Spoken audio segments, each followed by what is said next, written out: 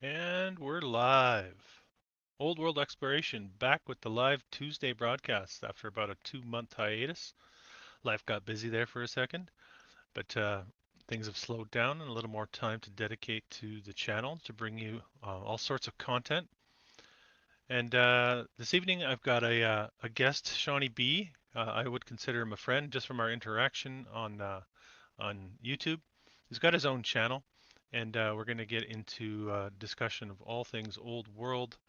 We can talk about the buildings that still stand, the buildings that have been damaged, all sorts of things I think we're going to be getting into. So it should be a lot of fun. So I hope you stick around and participate in the chat if you enjoy the conversation, or if you want to ask a question or any of that kind of stuff, or make a comment or a suggestion for a place to look at. That's always welcome. You're a part of the conversation if you're watching this.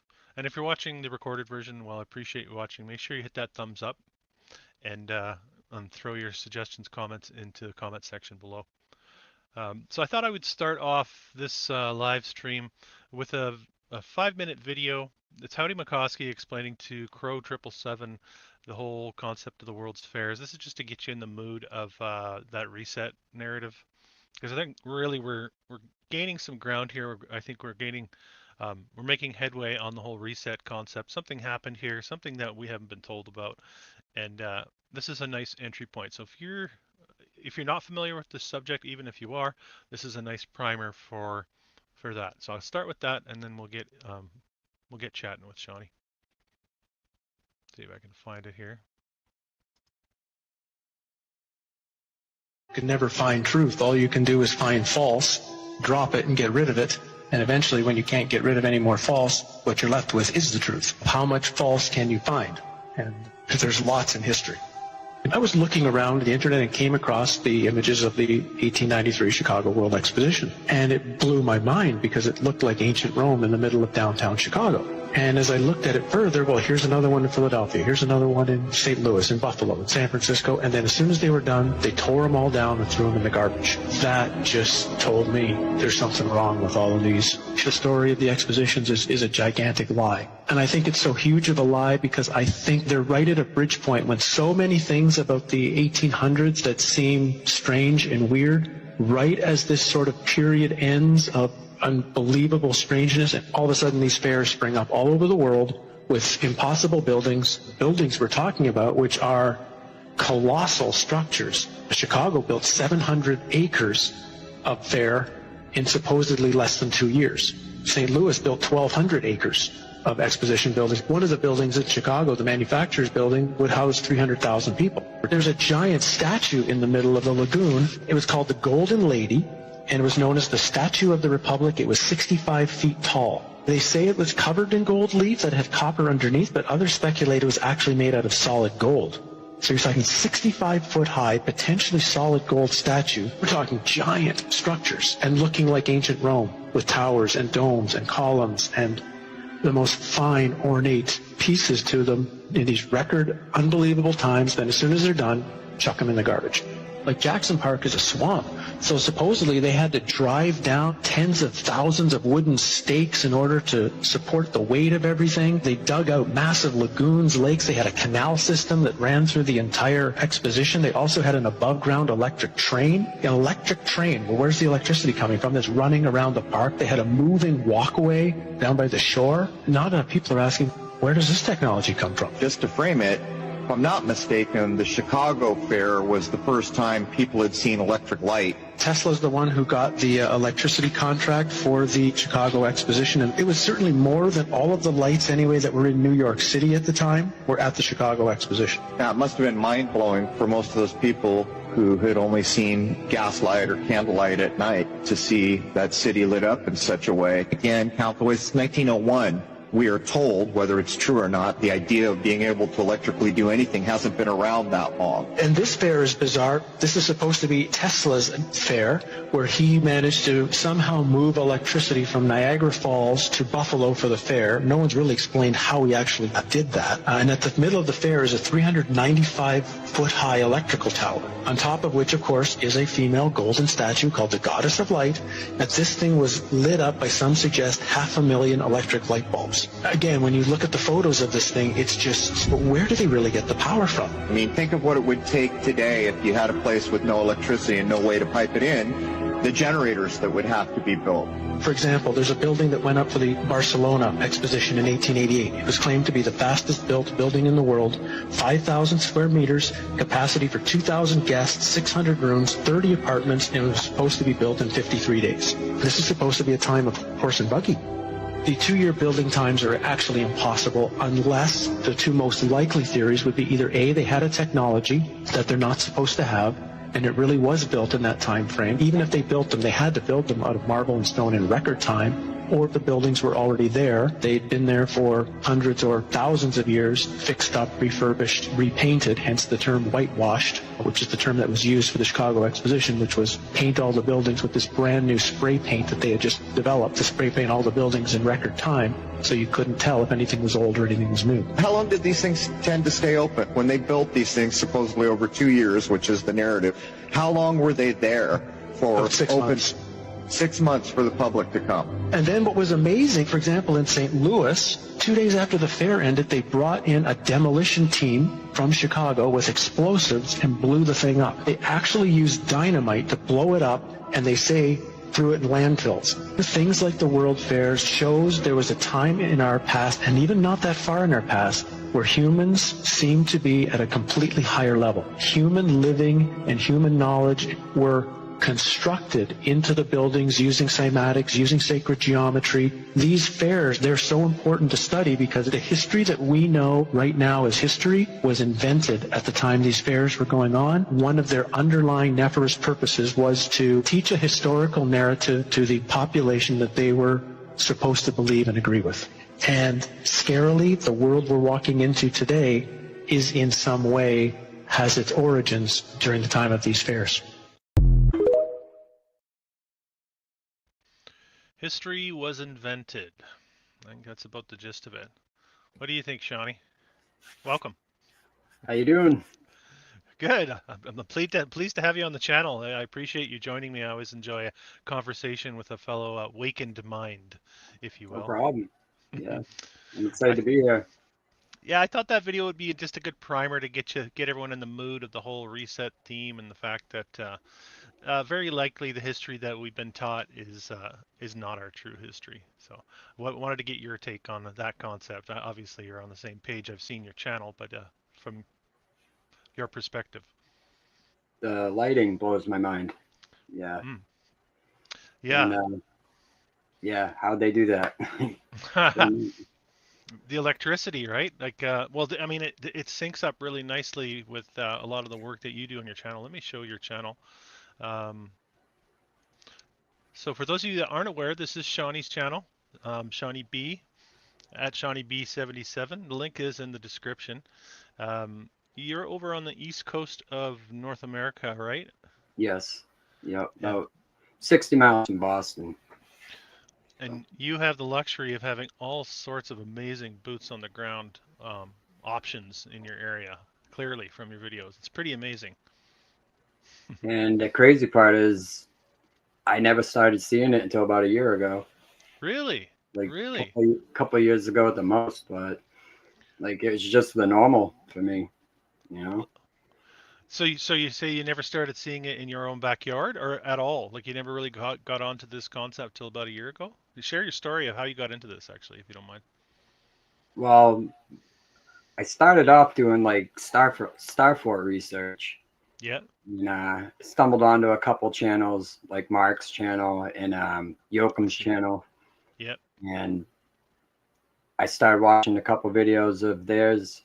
You know, it was about star forts at first, and then, you know, threw in about the melt, and I'm like, I never seen any of that around here. And then I started looking around. I'm like, wait a minute, that kind of looks like that. That kind of looks like that. So between that and Curtis was throwing me some breadcrumbs in my comments in some of my videos of stuff he was seeing, and I'd go back and I'd look and be like, wow, he's right. That does look melted. So, I mean, yeah, it really just kind of came out of nowhere. You know, I'm a latecomer in this one, so. Yeah, that's interesting. I mean, on my channel, I'm sure, I know you're aware, you watch my stuff. I'm like 95% intact buildings. I touch on the melt every once in a while, but it's certainly Yep. not like the main theme of my video. Um, I think I do that on purpose to try to bring people in gently Yeah. and hopefully they ease their way over to like, okay, if there was a reset, how big was it?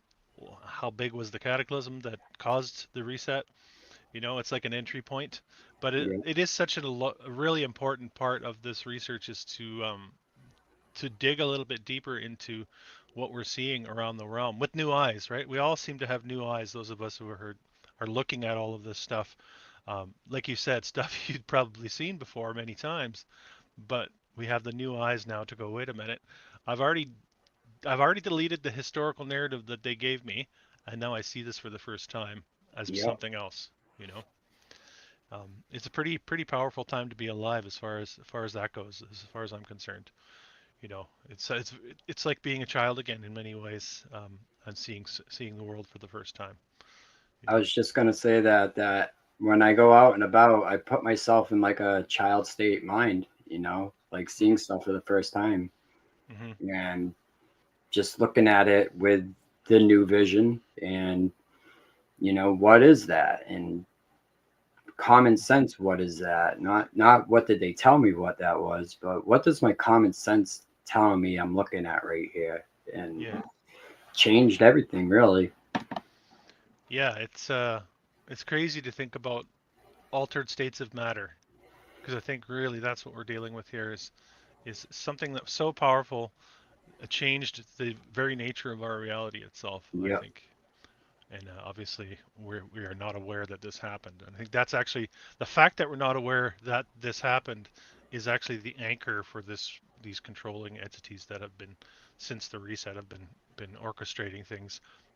They rely on that. I think that's the backbone of their control system is Yep. for us to be ignorant of this, right? Which is why there's censorship and all that kind of stuff. I think because otherwise, why would you censor this? According to the normie view, this is stupid and ridiculous. You Yep. know what I mean? Why would you want to censor it unless it has some sort of power, right? Exactly. You can throw any stupid thing on YouTube or any other platform and they don't pull it down, but the second you start talking about stuff like this, then you get Yeah, put in the back corner. yeah, totally, yeah. So, um, I wanted to share. I've got another 3-minute video. This is me. This is a collection of images that I put together, um, on what I consider to. Well, I'll let the video do the talking. Actually, this is to get us into that whole something major happened here. And for those of you that are watching that maybe aren't as um, into that or don't even really know what we're talking about, hopefully this helps explain what Shawny and I will be talking about for the next little while here in this live broadcast. So I'm just going to play that short video and we'll get back to it. This short video clip represents my interpretation, me being Chris from Old World Exploration, my interpretation of what we are seeing when we look at these samples of evidence. Evidence of what, you might ask? Well, at this point in time, and this opinion is subject to change moving forward, as all opinions are fluid, I believe what you are witnessing here are examples of infrastructure and architecture that was cataclysmically damaged here on this realm. I believe there was a great cataclysm here having to do with the energetics of the system in which we live having been fried, much like a circuit board is fried when it's overloaded.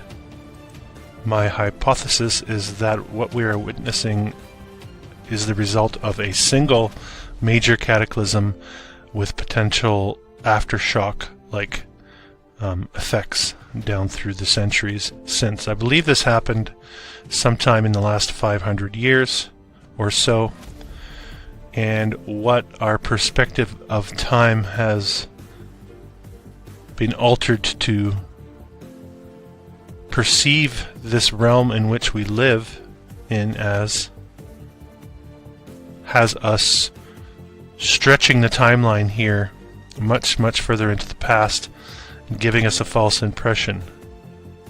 I believe what looks like very, very old infrastructure and architecture is really just different levels of devastation that we are witnessing, and that this entire place was a single unified grid.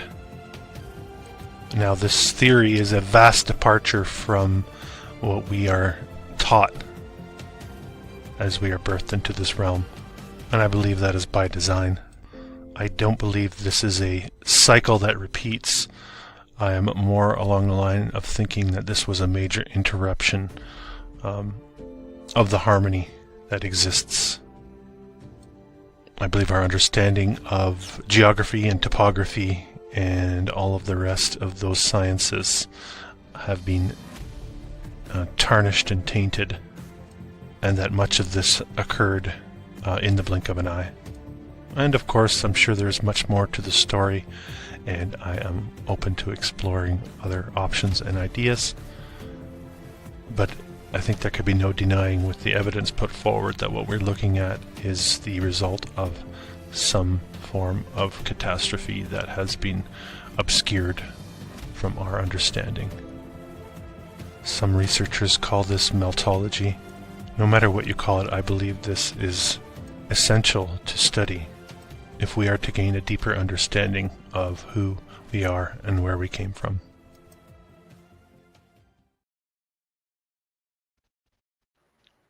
What do you think? Am I way I off? thought I was watching Mark's channel for a minute. No, I wish I had that accent. I wish Yeah, I I had know. that Right? He's probably dogging on my accent right now. accent. I Yeah. got that Boston accent. Yeah, I like that too. Yeah, it's got some texture to it. Yeah. Yeah. I mean, what do you think of some of what I was saying there? Like I tend to lean toward it being a single major event, and then maybe ripple effects or aftershocks. What I do you think agree. of that? Yeah? I agree. I agree. And I was thinking about that earlier today about would we talk about that tonight? And I agree. I think it was one event. From the evidence I found, it just looks like one catastrophe happened, something major that changed everything. I Yeah. don't And think it, go I ahead, don't sorry. think it was cycles. Yeah. I think I don't subscribe to that either. Like it sort of built up and came back down, and um, it seems like the harmony was disrupted and Yes. in a one-shot deal, and affected it everywhere differently. Some places were absolutely obliterated beyond recognition. I think uh, sea levels changed. I think even just the topography of the realm was dramatically different initially, and what we're looking at when we look at what we call nature, and it is nature, I suppose, is a lot of it is post-cataclysm devastation that's starting to be grown over and things like that. That's kind of where I lean toward, anyway. I'm at a point now that I wonder what is nature, you know? I Mm-hmm. mean, I know what they tell us what nature is, the trees and all that, but what are really the trees? And Mm-hmm. most of them are useless. So what are they for? Mm-hmm. You know? Yeah. What do you think of the whole giant tree theory? Just curious on that. Well, speaking biblically, if you want to talk about biblically, there were giant trees. I believe there probably were. Um, I Yeah. don't think most of the stuff what we're looking at is trees though. So I think it's structure. Mm-hmm. And there probably are big, huge tree stumps, and Mm-hmm. I'm pretty sure there probably are. But I think most of what we're looking at is old structure. Mm-hmm. Yeah. Yeah, I tend to agree too. And if there were, it would have been obviously at strategic locations along this grid. And what we're seeing potentially is the miniature seedlings, maybe of those types of um, Yeah. trees, possibly. Because even look at like forested area. There are not a lot of old forests.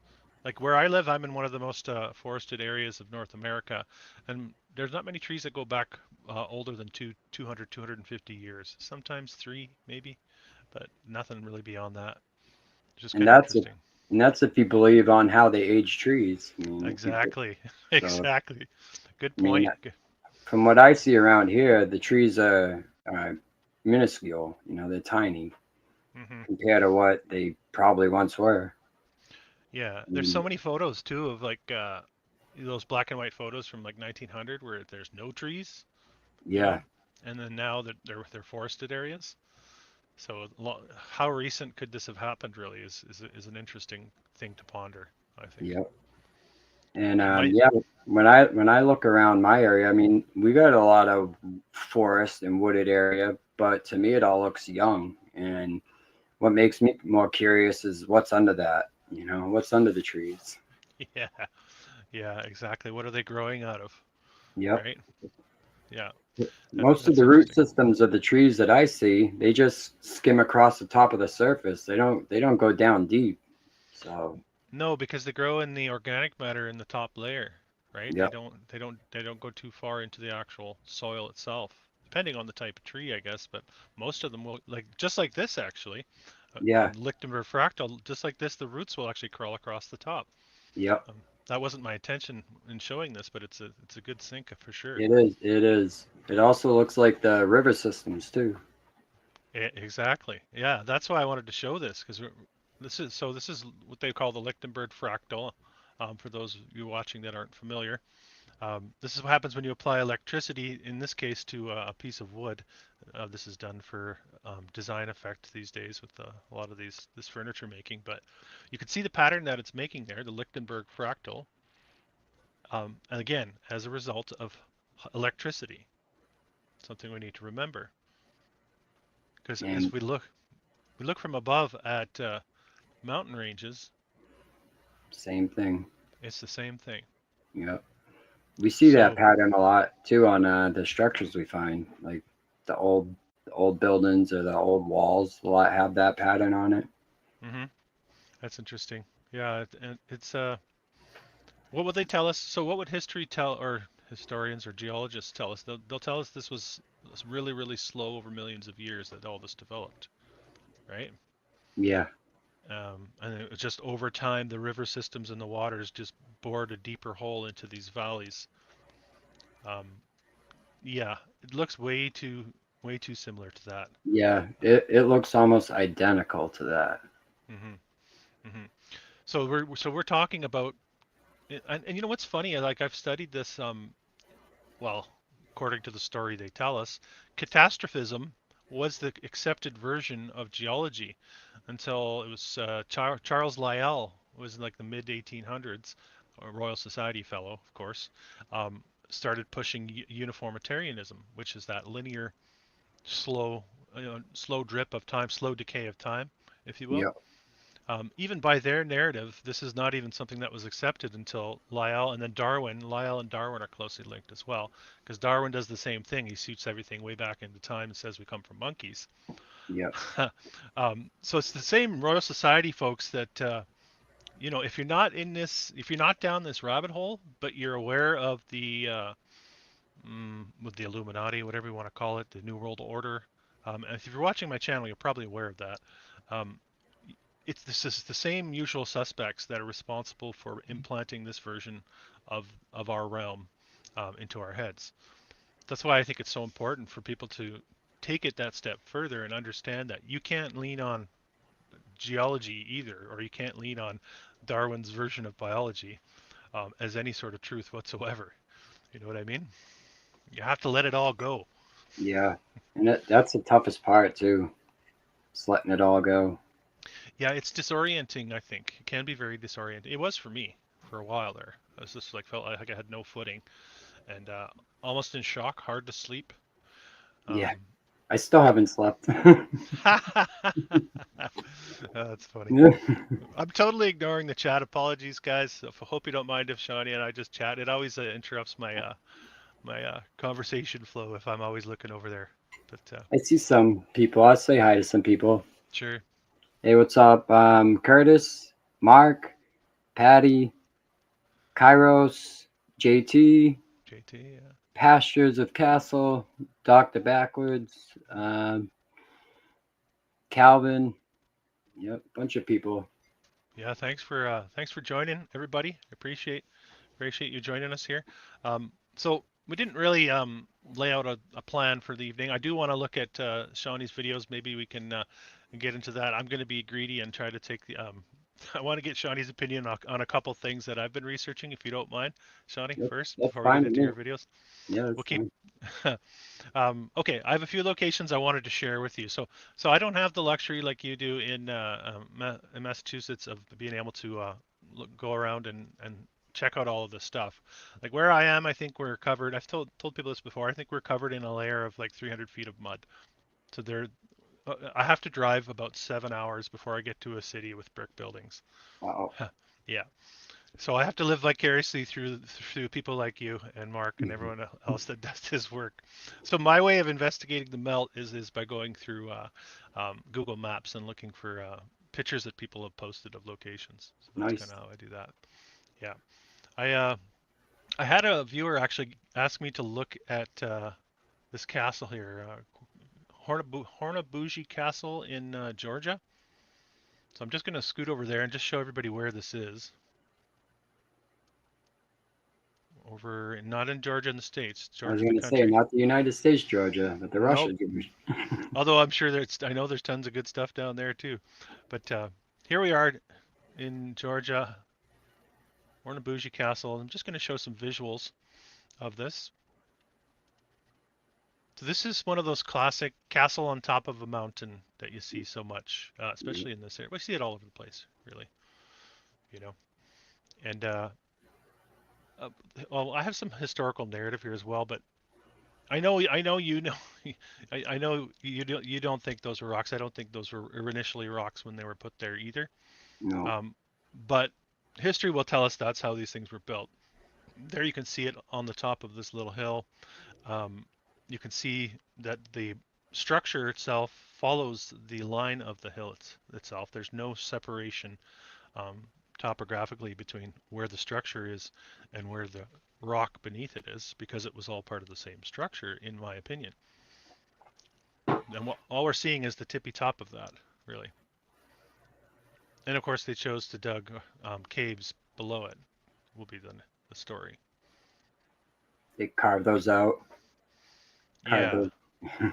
they didn't have the best tools. The narrative on this goes back over 2,000 years, believe it or not. Here, let me show you. I'll read some just to have a bit of a chuckle. So here's the Wikipedia version of history. Ancient castle, located approximately 2 miles. Castle's ruined remains are located on the imposing. Okay, I'm not even going to pronounce that. Here we go. It was probably constructed originally at the end of the first millennium BC. Probably, not really sure. How could you be? How could you be? Exactly right. So even our historical narrative does not give a definite. We know exactly what's going on here. Has the stories of changing hands over the centuries, um, and then at the end they finish with a caveat here. An alternative view is that the settlement fell into ruin during the 17th century. So they're not even giving us a straight story on any of this, which actually I appreciate. I appreciate Yeah. them not saying for sure that they know. Yeah. That place looks nuts. I'd like to go there for a couple days. Yeah. So here I'll get into it a little bit more because I want to. This is a short video that I pulled off of YouTube, and they're going to take us on a little drone tour around it. But the reason I'm showing this is because I want to talk about the altered states of matter. So the historical narrative will tell us that these were stones built in a castle manner. Um, and as you can see, we'll look a little, I'll shut up. You know what we're looking for here, right? It's red. Yep. I'm sure we'll see them. Yeah. Here, let me speed it up a little bit.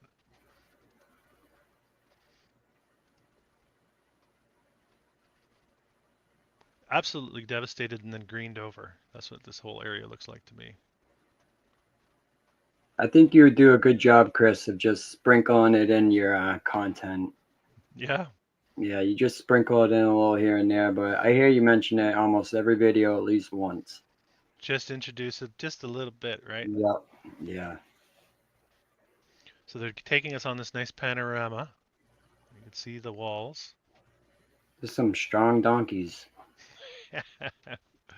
Yeah, right. Yeah. And why? First of all, let me just stop it. Why would you build anything on a rocky outcropping like this? It, You it, must have had it some good pulley systems. it's absolutely absurd, right? 2,000 years ago, apparently. They always throw it way back in time, like we were saying. So here we go. We come to the other side. I'm hoping you can see it. Right in here, you're going to look for a different color. Right in here, and above this opening. I know you can barely make it out. I I can can see it see better it. on my screen. Yeah, I I have can. I can kind of see it. okay. I have a better visual, just in case people are watching, saying, "What are these guys talking about?" There's no red brick in there. Well, here's a I'm, still. I'm sure there is. Here's a still. This is when you get up close and personal. This There is what you we're go. looking at. There you go. I can see those. Yeah, it looks exactly what I see around me. Yeah, Maybe yeah, not on that size, like not that big, but that's the same exact stuff I see. yeah. The different materials sitting side by side with each other. Yep. And the So what? colors too. Yeah. And what ends up happening is you start doing the mental gymnastics to make the historical narrative make sense Yep. instead of seeing it for what it is, that this was catastrophically damaged and that the state of matter itself changed from what looked to be originally red building blocks, like Yep. Minecraft style, to ridiculously round blocks that would make no sense to build with. Um, yeah. So I wanted to share this one with you and you find this stuff really everywhere. That's a good one though. That's a good location. Yeah, it's pretty neat. It's amazing how much there actually is. And Yeah. then you can go all around these regions and let me jump back over here. You go to something a little bit closer, let's say, and maybe it's classified as um, a cathedral or a mosque or something like that. I won't hit everyone. I'll find it here. There's some close here. Let's see. All right, maybe not. Maybe not. This is kind of what I do for fun. I just kind of roll around. Let's see what this one looks like. Okay, this is a good example actually. Yep. So you can see it here as well. Yeah. And I wish I could make this bigger. I don't think I can. But you can I see can that, see it. Yeah. yeah, you've got how many different types of building medium just on this front face of the building here? Yeah, like 4 or 5 different. Yeah. You got medium-sized blocks. You've got white bricks. You've got grayish bricks. You've got the red bricks. You've got these big blocks down at the bottom. You've got almost like a stone cobbly type thing going on here. So at And what then point? Go ahead. I was gonna say, and then to have it come out so perfect, like it's not even possible. Yeah, no, as a builder, it's completely illogical, right? Yeah, Completely it illogical. is. Yeah, they're seeing it again too. You see the stones and the bricks sort of all interwoven there. But some of these are still in use, right? And then they'll spruce them up and put a roof on some of them. A repurposing of what was left over after the cataclysm, in my opinion. Look how tall that door was too. Yeah, it's a nice door too. Tall, yeah. Hmm. Yeah, you'd have to. Yeah, why would you build it that tall, right? Well, we talked about that as well. Um, a lot of our channels, right? Different size beings. This makes me think of. So we were talking about the giant trees and the possibility that what we're seeing are like the small seedlings. This is just my personal theory.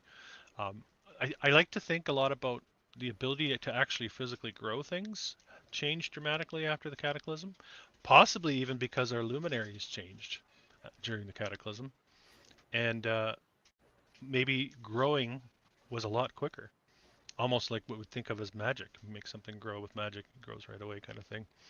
I have that thought a lot too. Like we really have to sort of stretch our understanding, I think, of what we think the past looked like because we have no idea.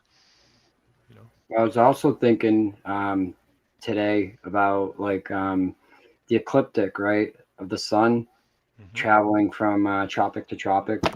Well, Hmm. I've seen, theories, videos of people saying that the sun probably was just going around the equator and equally heating the earth, Hmm. and until the cataclysm and threw it out of whack. Hmm. And now it kind of wobbles back and forth. But as time goes on, the wobble back and forth is getting smaller and smaller to where eventually it's just going to go around the middle again. And Hmm. maybe that would cause easier growing for everybody because the seasons would be the same everywhere. Yeah, like it has to get equilibrium, reach equilibrium again, because right now it's Right. out of whack. Yeah. That's interesting. I also think a lot about the luminary of the moon actually being not what it once was either. And the light that the moon casts off to us potentially is a dimmed version of its former self or diminished version of its former self. I have that thought a lot as well. And maybe the sun and the moon were once more equal as far as that goes. I don't know. Just thinking out loud. Yeah, the moon is strange, huh? That that always boggles my mind thinking about it. Yeah, you've probably seen the tests where people like will actually test the moonlight and it's actually colder Yeah, in the yeah, moonlight. yep. Like it's kind of weird, right? It is weird and septic. Yeah, yeah, and then you can also like lump that in with the whole Mount Meru thing, or possibly a black sun reflection. And there's a lot of really fun theories to think about when it Yeah, comes to what's actually going on here. Once you throw out the the globe version of reality, I suppose. You know. and it all ties in together too, all of it. Hmm. Hmm. Yeah, the whole spinning ball will keep your head spinning for sure. And I've looked into that too, the roots of the whole globe thing. I did a video. Um, I can't remember a long time ago on Luna Parks it was on, but it talked about the introduction of like space exploration at like 1901 and travel to the moon, right? So it's seeding the concepts in our reality of like it's a physical place out there that we can Yeah, go travel to, and yeah, I think it's all part of the deception. It's part of a mental prison, I think. Yeah. yeah. They probably changed our reality in like 100 years. Yeah, well, it didn't take long, and you throw in a couple world wars, and boom, no Yeah, problem, no move the problem. people around. Yeah, But well, I get that a lot on my videos. Some comments, people are like, "Well, how can you say this? You know, our great grandparents had different stories to tell. They were there, they know, they wrote things down." Like, well, did they? Did they share their stories, or were they just, it was a really common thing after World War II to not talk about the war. But it's not just not talk about the war. I think it shut people down from even conversing, like a traumatic event, right? yeah. So it was a real cutoff for culture. So I don't know. I think there's a lot more to that, and it's not as hard as a lot of people would have you believe. I think to change history over the course of several generations. I don't think it's as hard as people believe it is. I think Yeah. it would take, yeah, like you said, a few generations, 100 years, maybe a little more, Yeah. Yeah. and you could literally flip history upside down, which I think Totally. they did. I think Yeah. they really did. I agree. I agree. To the point now where, when you start talking like you and I are, um, it's such a vast departure from the world that they want us to believe that people will get triggered, for lack of a better word. Yep. Um, and that's part of the mechanism. If you find if I always say to people, if you find yourself getting emotional about just something that we're having in conversation, you might want to ask yourself, why is that trigger mechanism there? Why has that been um, implanted into us or schooled into us or whatever it might be, right? Yeah. What are we protecting by protecting that? Who are we protecting? You know, I have those thoughts. Um, I wanted to show you this area. This is another area um, that is actually one of my favorites. I did a video on it a long time ago. It's crazy. This is looks like eastern France on the border of Germany. So they have this Des Vosges du Nord But you can actually, if you zoom in, if you can scroll right down this border here, right through this green patch, which we'll take a look. And I want to show you some of the um, forts or castles. What do they call them? Strasses? Chateaus here. Strasse in Germany, Chateau in France.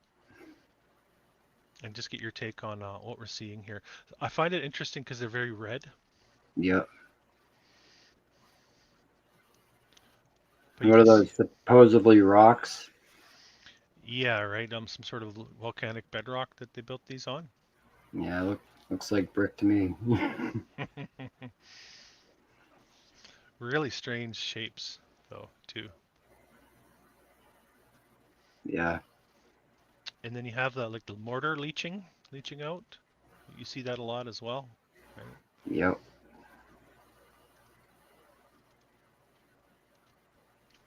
And I even, we're looking at pillowing going on, I think. Personally, I think this was just a typical brick, and I think there's pillowing going. I don't think that they machined these to be flat around the outside. I don't know if you guys can pick up on that, and then just pillowed. Like that's absolutely ridiculous to mill up your stone in such a way that every stone has that sort of flat face around the outside edge, and then Yeah. it bulges, you know. So, oh, so that's one. I'm going to show you a couple more. Let's keep chatting. No, I Crazy, like those. Yeah, I like those.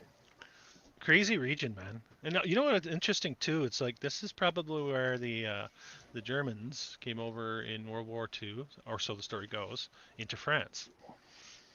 So, I mean, when we put that through the lens of erasing history and changing history, you have to wonder what was going on in a lot of these places Yeah. during I those think times. I think they were trying to get rid of as much as they could. Hmm. Yeah, I think so. And like blowing up things that were like glaringly obvious. Yeah. Be like, okay, that one could pass as something from the 1,000 years ago. We'll stick a story on it, you know. But that one over there, we need to blow that mountaintop Yeah. off Yeah. because there's no way they're gonna buy that. Yeah, I think that's what was going on. I really, and I don't know like at what like a consciousness level, how many people at the time would have been at such a conscious level that they understood what was going on. I think this is really just only at the very top. That whole top-down hierarchy is what they rely on to get the job done. So the people carrying out these missions to destroy these buildings, I don't necessarily think they were in on and knew what they were doing. You know? And you got to think like most of the people would never even know that they were doing it because they didn't have, were they gonna send a letter? Yeah. Because Put it they on the they BBC. didn't have automatic like we have like 1 second like, oh yeah, that happened. Mhm. Yeah, They didn't have instant communication like we do. yeah, Well, we take as it for we know. granted. Yeah. Yeah. No, definitely take it for granted. Easy to cover things up and change the story, right? Especially if you only have like one or two media sources that are doing all the Yeah. reporting, Yep. you know? It's like, I mean, it's not such a stretch. And all you got to do is think about it just a little bit and it sort of falls flat on its face. This is all just going down that French border of Germany. It reminds me of the place Wiley was looking at the other day. Oh, yeah. I don't know if I saw that in Montana. Yeah, he found this place that was like embedded in the hillside and was set up as somebody's apartment. Yeah, in Montana. Yeah, That's so cool that he's doing that in Montana and I find know. like, yeah. Like watching his stuff to me, like I never see any of that stuff around here. So to me, that's foreign Mm, when hmm. I see that type of like these on the rims and stuff. Yeah. I have that. Like I said, I can drive about 3 hours south, 3.5 hours south, and I start seeing that in the hills where I am, and it starts to become more deserty. You So must you can. have to bulk shop, huh, Chris? Oh yeah. Well, no, where I live we have stores, but Okay.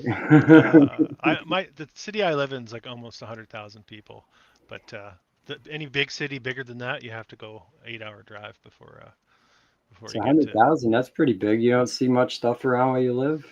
No, not really. I think like we have the railway narrative here. And so we had the stern wheelers as a part of the story, which is that story seems a bit ridiculous when you start picking that apart, like the river boats, stern wheeler river boats, the fur trade. So we were originally a fur trade post um, where I am. All the part of the early inheritors narrative where they're getting their claws in. I think the Hudson's Bay Company um, had to be the first in there to see the narrative. The gold rush is not far from where I am either. There's a few places around here that are part of the gold rush.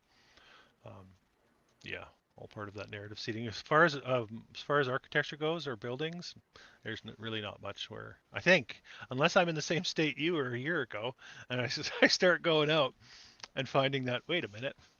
But I have looked. I've looked pretty hard, and Be- it's all wood buildings here. because I was the same way. I was the same way. You know, I was binge watching Yoakum's channel when I first found it, Yeah, and me too. I was like, I don't ever see anything like that around here. You know, I was thinking that the whole time, like, man, that's crazy. Wherever he's showing these pictures, I never see anything like that. Hmm. And then all of a sudden, I start looking around. I'm like, wait a minute, that kind of looks like that. Hmm. That kind of looks like that. That kind of. I'm like, whoa, it's everywhere. It was Hmm. weird. That's interesting. I think because you get so used to your immediate environment around you Hmm. that you do take it for granted the things you see until you really like look at it in a different perspective. Yeah, that makes sense for sure. You know, I mean, I do see it in the. I don't. I shouldn't say I don't see it, but I don't have the examples like you have where it's still an intact building and you're Yeah, seeing the damage on the building itself. What I've got is like mountainous regions that make yeah, no sense. just I'll kind all bedrock. Yeah, Yeah, I'll kind of show you like if like I'm here, if I have to drive about 3 hours to get into this area, and you have these types of mountains. Right, this wow. is Mount Robson. This is like a big epic mountain. Um, I mean, there's a lot of horizontal lines there, and probably dinosaur bones up there too. Yeah, But so if you go in like the hikes and the creeks around here, you definitely get a lot of like, oh, that's a lot of real flat horizontal layering going on. So I'm not saying I'm not seeing that. I just don't get the example like as a part of yeah, a structure. I get what you're saying. Yeah, Yeah. Anyway, still looks pretty awesome though. it is. It's pretty nice. It's pretty nice for sure. It's yeah, like something major, something big happened beyond our comprehension, I think. I think the Rocky Mountains is like a major arm of that Lichtenberg fractal that happened here, honestly. I think that's I don't know. Otherwise you're mixing theories. You're going back to okay, well maybe 100 million years ago a mountain slowly formed or you know, Yeah, it's it starts to be silly, I think, to do. if that was a building right there, it was giant, like so giant. I But think it was too. giant from giants, right? Yeah, yeah. Yeah. Like we have one mountain around where I live that's pretty big, and like I can see it from 3 or 4 towns away, and every time I see it, I'm like, that was a building. That was a Mm, building. yeah. And it's like a perfect like triangle one, like almost like pyramid looking. Yep. Yeah, we've got some of those too. If you go a little further into the Lichtenbergs, fractals, I mean the Look at Rocky that. Yeah. Mountains, right? As we look down on the Was that all Waterway? uh this is a major highway here, and then this is the one of the major rivers go through there, and very mountainous, very Oh mountainous. yeah, yeah. Yeah, Yeah, I yeah, can definitely see that pattern through there. yeah, exactly, and that rolls right down through the states, right through Colorado, right? That whole Rocky Mountain vein. Yeah, Um, like a big lightning bolt went right through there. exactly, maybe targeted. I don't know, maybe random. Um, Also, too, when I look at up here, when we get up into like the northern part of the continent. I don't know if this is like legit or if it's the map messing with us, but look at the land up here. I know, that's weird, huh? It's like what the heck happened up there? And you can't tell me that's just again that slow. It's something catastrophic. happened here to rip the land apart like this. There's nothing Yeah, natural about that, as far as I'm concerned. I agree. And then you can see the same when you go over to Russia and you go to like the northern area of Russia and zoom in a little bit. It starts to look very similar. I mean, we don't really know that they're showing us what's actually there, so there's that element of it too. They could just be hiding something really cool, right? Uh, Especially up in those areas where there's very few population, populated places. yeah, exactly. Yeah, and then you can get into the old maps too, right? With the Hyperborea on there, and like is the landmass up in the North Pole, in the center, um, what they're telling us, or are they omitting actual land masses from us, from our perception, right? I'm starting to think that's probably the case now, that Yeah, there's just no-go zones. I mean, it's hard enough for us to get 100 miles away from where we live, let alone to the edges of the realm, you know? yeah, exactly. So it's pretty funny. Hmm. I'll show you one more thing, and then we'll roll through some of your boots on the ground footage for the people watching. Um, I always found this interesting too. I stumbled across this a while ago. Up here by St. Petersburg, which in my opinion is a spectacular old world city. Crazy, crazy, crazy architecture there. Silly narrative having to do with they built it on a swamp, just like the Chicago World's Fair. And then they built one of the most amazing cities in the world. But what I want to show you is out in the water. So this Here, island, no, go ahead. yeah, Cotland Island. I don't know, but when you zoom in a little closer, you get all sorts of forts. You see Oh that? yeah, yep, So let me show you a couple of these. Get your opinion on that. yeah. Look at that. Mm. Nice. Yeah, 1869 to 1879. It looks like they're saying up here. Good thing now we know exactly when this was built because they told us. Well, Curtis says it all the time. If they had bricks, then they would have just used bricks. Like they wouldn't mix materials. Yeah, they wouldn't put the burnt bricks in there with them. No, exactly. Nice.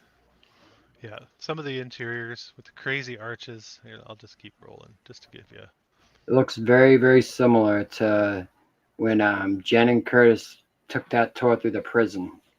Mm. Look like that.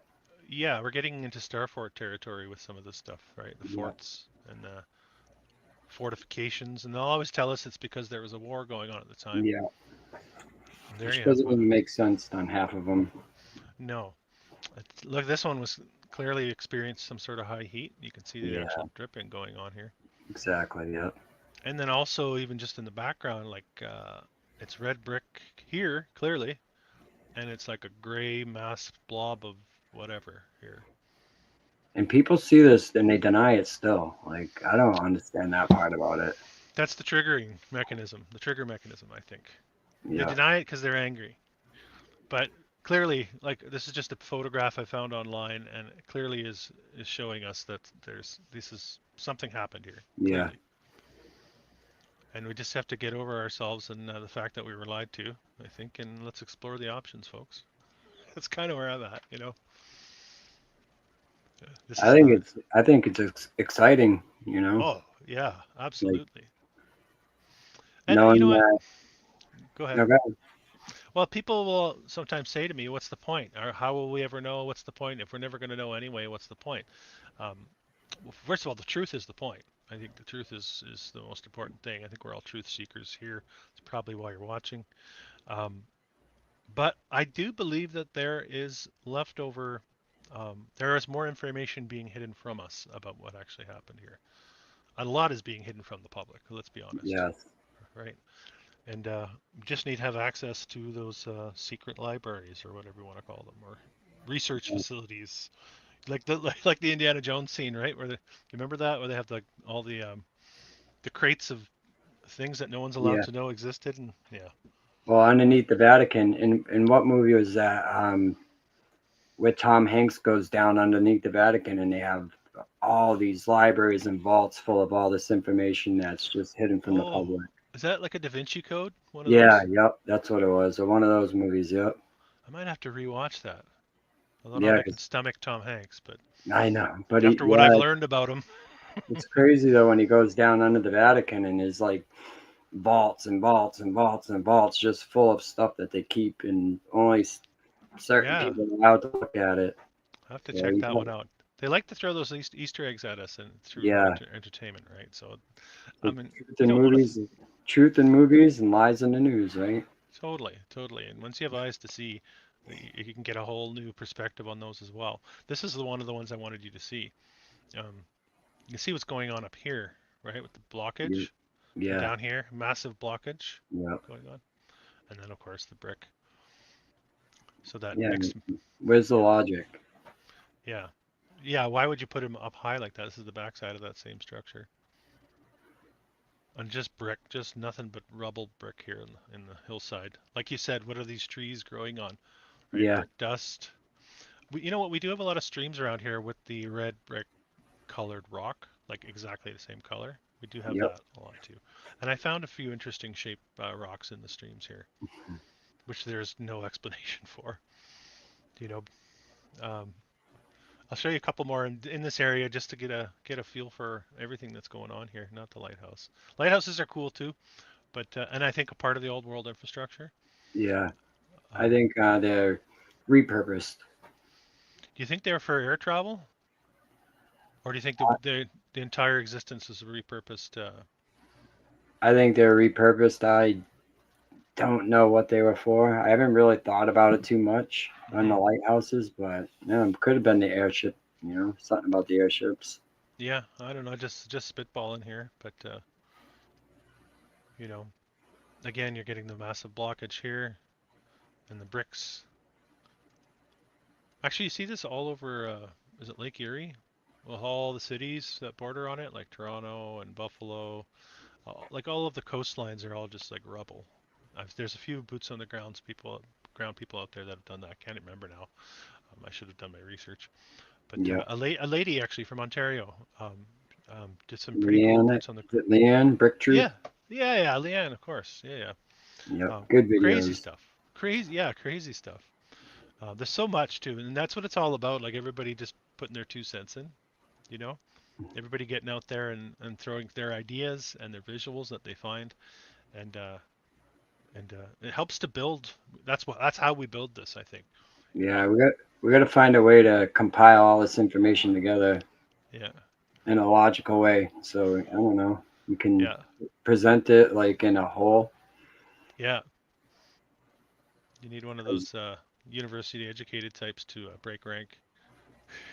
You or find some good stuff, Chris, online. Yeah. yeah, yeah, no. I mean, this is kind of one of my pastimes that I kind of browse around and and I have found crazy stuff. India is unbelievable. Everywhere is really though. You just Yeah. once you it's like gold mining. Once you find a vein, you can just follow that vein and you'll find all of this evidence of cataclysm. I've been following the currents, the waterways. That's where I find most of the stuff I find. Yes, yes, I've seen some of your boots. Here we are to your channel. Um, I'll just throw this on while we're chatting. And if there's anything you want me to specifically show, let me know. Um, I don't know. Whatever you But want, really. so is this a good example of a lot of the waterways in your area? Like they're all canaled Yeah. up on the sides, stone Yeah. bridges? Yep.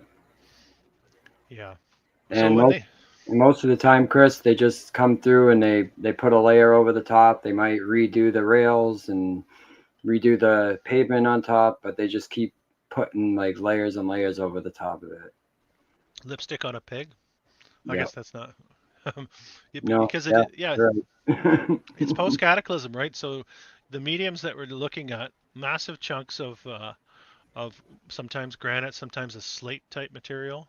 Yep. Um, I mean, the geology has sectioned everything off, different states of what I consider to be brick that had transformed. Here's a good example. Yep. You can see the Yeah. bottom there looks very blistery, right? Yep. And then it And then gets in the so I think I think we're both on the same page. This was not originally built with stones this size. no. This is all red brick that transformed, basically. I agree. Yes. Hmm. Yeah. And you, I know you find evidence for it as you go through your boots on the ground journeys. You'll find the brick. If you back out of this one, Chris, Mhm. Mhm. and Yeah. there was one I put together. It was right next to that, the ground we walk on. Maybe you could play that in the background because it's a compilation of like a few videos Yep. that I've done, You and bet. it's pretty interesting. That's a good one right there too. The little marks on there, Yeah, because the narrative will tell us that that's chisel marks when they were chipping off that big chunk of whatever, right? yeah. They call it feather and wedge around here. Yeah. But what we're looking at looks to be the edges of the bricks that have just almost entirely lost their shape. Yes. Yeah. And look at this. Look how dry stacked this is, Mm-hmm.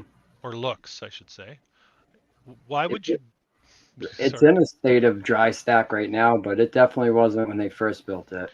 No, that's what I'm trying to say. It is Yeah. completely illogical to build this in its original state in a dry stack manner, and just do the front with more of a tight looking stone. What's more logical is that this is not in its original state that it was when it was built, for sure. That tunnel right there also looks like it's squashed down a little bit. Mm, mm, So maybe when it went through the event that it lost a little bit of its shape and came, squashed hmm down a little bit. Well, yeah, you'd think so, for sure, that would be a part of it. It's kind of amazing how they do retain their shapes. Yeah, I always thought that too. Um, in some ways, a low impact event that's maybe changes at first and then gets to a point where it completely morphs or deforms, but it has to hold enough charge while it's transforming before it actually blows the fuse and the whole thing turns into what we might call a mountain or something like that. I don't know what you think of that theory or idea. Let me look at the chat here while we're going. Feel free to talk about whatever you want, really.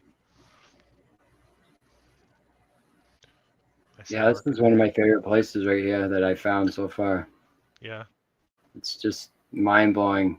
Yeah. And I think that the video doesn't really do it much justice. If you see it in person, it's just crazy. hmm Look how roughly stacked those appear. You know, I know. yeah, you're about to build an arched tunnel, and that's how you're going to lay the base for that. I know. I know. That's what I said too. Like you would never start off like this. No, no. The plasma event. This is a ruler of the undersky, calling it. Yeah, it's a good term, plasma. It's something bigger than we can really envision, I think, and again, I think by design. Yeah, on the backside of the leaves. I was gonna say that earlier too. That same pattern there, that The lick, Lichtenberg pattern. the fractals. Yeah, yeah.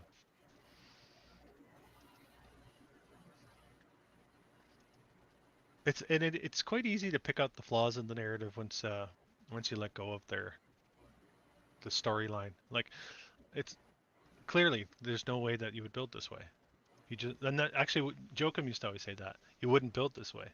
No. That was one of his major trigger terms when I was because I binged his work too. His work red pilled me into this for sure, and got me looking at Mark's work and then eventually I get to yours and a lot of other people that do this kind of boots on the ground. But Joachim's a pioneer definitely in this and a real brave person too. At an early time, Yeah, I think he was obviously his it doesn't give a shit attitude paid off. I loved watching his videos. Like I saw people in the comments like, "Oh, you got to stop the profanity." I'm like, "Nah, that's No, what kind of makes it for me." I'm sorry, guys, but I would I would it show it with my kids. They loved it. They loved it, it. it Do you? emphasizes what he's saying. So, Mm-hmm. uh, Oh, you found a red brick in there. Nice. yep, Must be a patch job, yeah, right? That would be what they'll tell us. So really, wouldn't they? They'll tell us these are just when you find them, they're yeah. shoved in there. There's a bunch more on this side too. I don't know if I actually show them in this one. I think I do. I had before we got on the air tonight. I had the thought of Minecraft.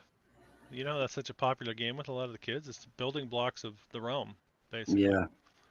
It's like they have to tell us. They tell us with our entertainment. I have a lot of conversations about was this structure laid by the creator, God? Hmm. Did he lay the structure for us to live on? Hmm. Because when you think about like what we're told, Adam and Eve dropped in the middle of a garden, and what, to fend for yourself? I mean, Hmm. why would we be put here and then not have anything to live in? Or so I kind of think that the structure is here, Hmm. from the creator, Yeah. put structure here for us to live. But that's Yeah. just one of my theories. Well, the roots go deep, don't they? The roots of the Yeah, place go deep. The underground tunnels and the infrastructure is too vast to wrap your head around after once you get to a certain point.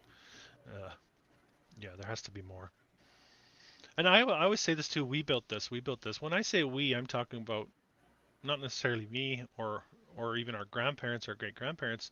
I mean we as in the light species. light versus darkness is Yeah, more what I'm getting at. We are the light. We are part of that, and we have to stand against. Because what's that old saying? Like I think it was from Usual Suspects. The biggest trick the devil ever pulled is convincing the world that he doesn't exist. Right. So yeah, to take away our belief in God by convincing us that the devil or the evil doesn't exist. I think that's the trick here. Um, and you move toward good once you come to the grips with the fact that there is evil here. That becomes an easy decision. But if they keep you in that sort of floaty zone, arbitrary zone of moral relativity and everything is blah blah blah, there's no creator. It's just random accidents, which science wants to do to us, right? yeah. That's a part of the deception. I That's a just part think of it. this it's too obvious that there's too much. Um, I don't know, like God's fingerprint on everything we look at. Hmm. It's too much. It can't be random. But if we're It's, built in God's image too, there could be something there as well. Um, yeah, like our original state, this is kind of what Freya is getting at, I think, too, when we were optimal. I think a lot of people will talk about the fallen angels.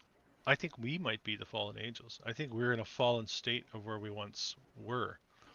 That's not to say that we're the demons, the fallen angel demons, but I think we have fallen from a higher state of existence yeah.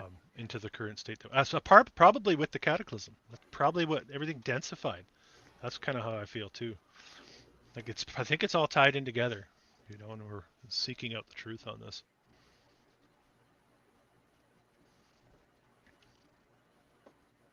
Yep, just And that one red brick up there.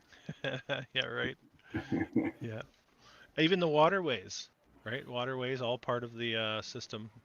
Michelle Gibson does some really good work on the canals and how rivers share a lot of characteristics that don't make sense if you're just going to go with the theory that it was completely natural. And that maybe rivers we're looking at now that were once canals and once more terraformed and structured are now looking a lot more random as a result of the cataclysm. I believe that. I Yeah. think that most of them were canal systems with structure, like on the sides, on the bottom. Hmm. I could never figure that out. Like I remember I went to Europe 20 years ago or so, and all the rivers had walls on their banks. Yep. I'm from here, northern British Columbia. It's all wild and rough, right? There's no canals, um, and I couldn't figure out the amount of labor that would have had to have gone in. How do you divert the river while you're building the canal? Like there's so many things that would you get to the point where you just shut it off. It's like, okay, you're digging too Yep. deep into this. Don't look too. Oh, look at this. Yeah, wow. I, So yeah. I was just saying the same thing about the rivers. About how could you do it and stop the water? Like, Mm, and you can't do it in the water. mm-hmm, So did they do it before the water? mm, mm-hmm. Yeah. It, it makes me think. Well, it makes me think of the Lord of the Rings too. Used to be a big fan of those books, and they had like the creation of Middle Earth or beyond actually, and how each they had a series of gods was the god of one thing or the other, and then there was the one that built, there's the one that provided the nature, the one that provided the waters, all those types of things, right? Yep. Maybe Tolkien had access to some of our past that we're not aware of. A lot of those writers, a lot of these people that are in the know, that are, initiated, if you will, I think have access to um, a lot more truth of our past than they have used it in art and fiction, and whether they're trying to show us through art or using it deceptively. I think both cases are possible and happen. But I like Michelle's theory on we're powering the board now, hmm because I agree with that. I've thought about that before, where we're the Duracell batteries of this realm now. mm-hmm. And the currency, Yeah, the currency. Yep. currency is the current, Yep. and it's that system. Yeah, it's interesting. Yeah, these are all places like the next town over from where I live. Mm. All this stuff right here. Yeah, it looks like you have a lot of this infrastructure still having its shape, not maybe not its original form, but still having a lot of its original shape to it or close to. Yeah. And I mean, any of the videos I've done in that area, anywhere you could throw a dart at the map of Massachusetts, and you're gonna find crazy old world buildings. You know, You can in see that what do you call it, the Lichtenberg? yeah, You can see it on them on that concrete right there, yeah, or the on that leaching coming structure. out. Yeah. hmm They have this concrete cap with 1912 in it. Yeah. I capped it in 1912. Yeah, but it is interesting too, and Mark finds a lot of this too. How much steel you see, and piping and rebar and things like that. You know, Yeah. um, And then you could think about the underground, the sewages, the gas pipes, the steam pipes. I mean, it's insane when you take it all in as a whole and you try to really put together what they're trying to tell us. They did this with horse and wagon, half of it without electricity. I mean, that's just insane. yeah, they've definitely changed the timeline on steel and iron Yeah. and all that kind of stuff. I mean, I don't know how many buildings I've found that claim to be the first steel high-rise building. It's got to be at least a dozen that lay claim to that fame. So they're using the same story in different locations Yep. all over the place. Um, a lot of these building materials and manufacturing too um, was pretty advanced, I think. And yeah, they really did a number on the whole inventions thing too. All the inventors are Masons, so they're all initiated. You know, anyone who we attribute to the founder of whatever, um, yeah, is usually in the club, right? Yeah. The patents. Yeah, and they just magically came up with this crazy invention. Yeah. Yeah. I was a little nervous coming into this because this is like underground under the street. Oh yeah. I Oh just didn't wow. know what was going to come out of it.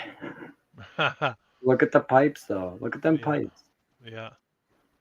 I'm looking too here at the again. You have that what looked to be like that really rough dry stack, and then you have Yep. more horizontal looking, what we might call stone with really thick grout lines, sloppy thick grout lines, Yep. which is not making sense for the quality of the architecture or the infrastructure. Then fill in the cracks with the little rocks. What we Yeah, find. that's as sloppy as you can get when it I comes to that know. kind of work. That's funny.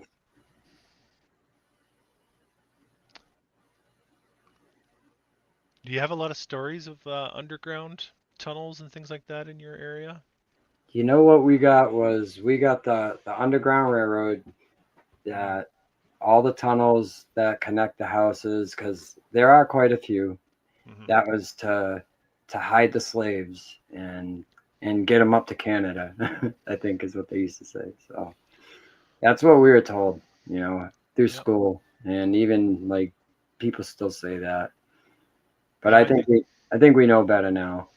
Yeah, no, I think the slave narrative, that whole story that we're given, is a part of the deception to keep us Yeah. divided. We were all Me slaves at some level, I think, or have been enslaved. We've all been enslaved, and yeah. yeah, that's a misdirection. Just like a lot of the American Civil War, a real divide and conquer narrative going on there, I think. And keep us divided in any way possible. Yeah, exactly. Because if we, we all got on the same page and got together, and it'd be Yeah, trouble.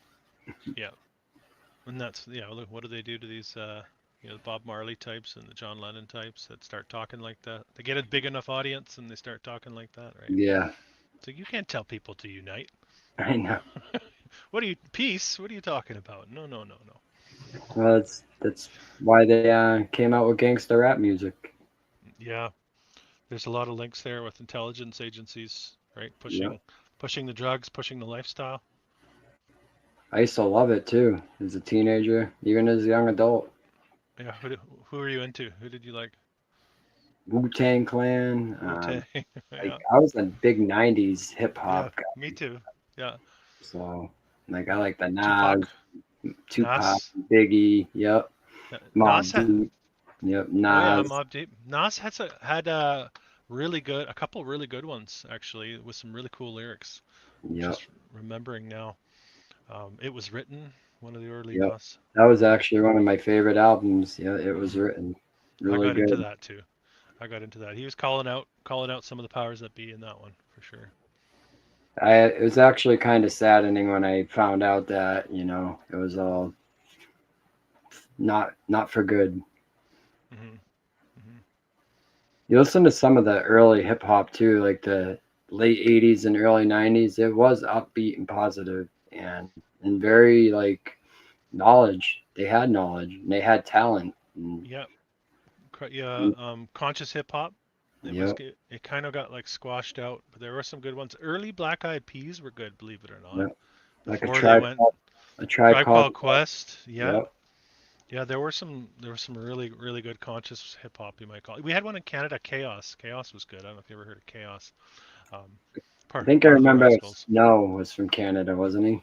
Snow. That guy Yeah. Snow. Yep. We don't claim him in Canada as one of our own. Yeah. But yeah, I used to like the conscious hip hop. Actually, I used to get into KRS-One, and Yep, there was a couple of those Dead Prez. If you're good yep. at Dead They're Prez, good too. Yep. yeah, there's some good stuff for sure. Black Moon, bunch of Hmm. underground hip hop But knowledge. they knew they weren't going to make it big, like big. They knew they had what they had to do to do that to get that status, right? I think, and um, Yep. some did. Black Eyed Peas, I would suggest, did, and they got really big. And then some don't. I think some renounce fame and go in another direction.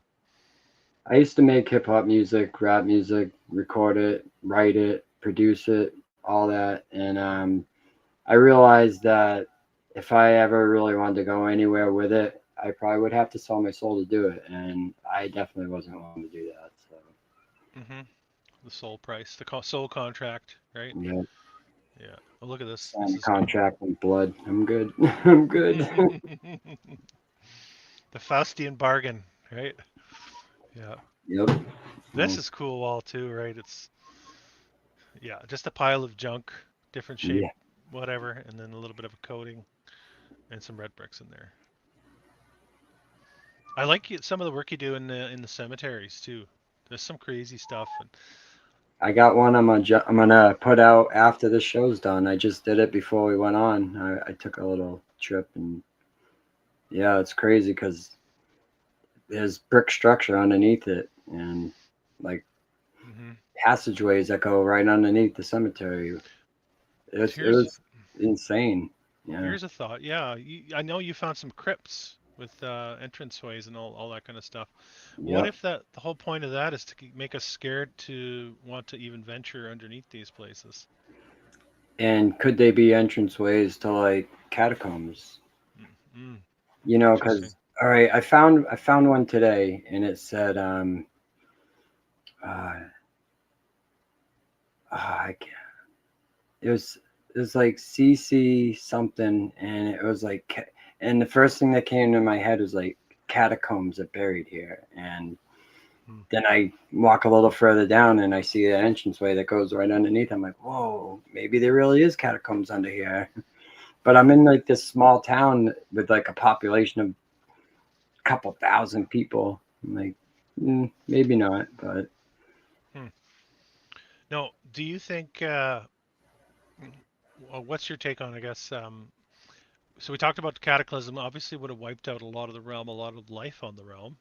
Um, do you think a lot survived, or some survived and um, tried to, get civilization going again, and then there was a systematic takeover, or do you think it completely wiped out, and then whoever came up from the underground and did their clone thing, or like, do you have much of any thoughts in that regard? I think it's just too many thoughts of possibilities of Well, spitball, just throw something out at me. No that's one's so gonna hold tough. you to it. It's so tough to think about that.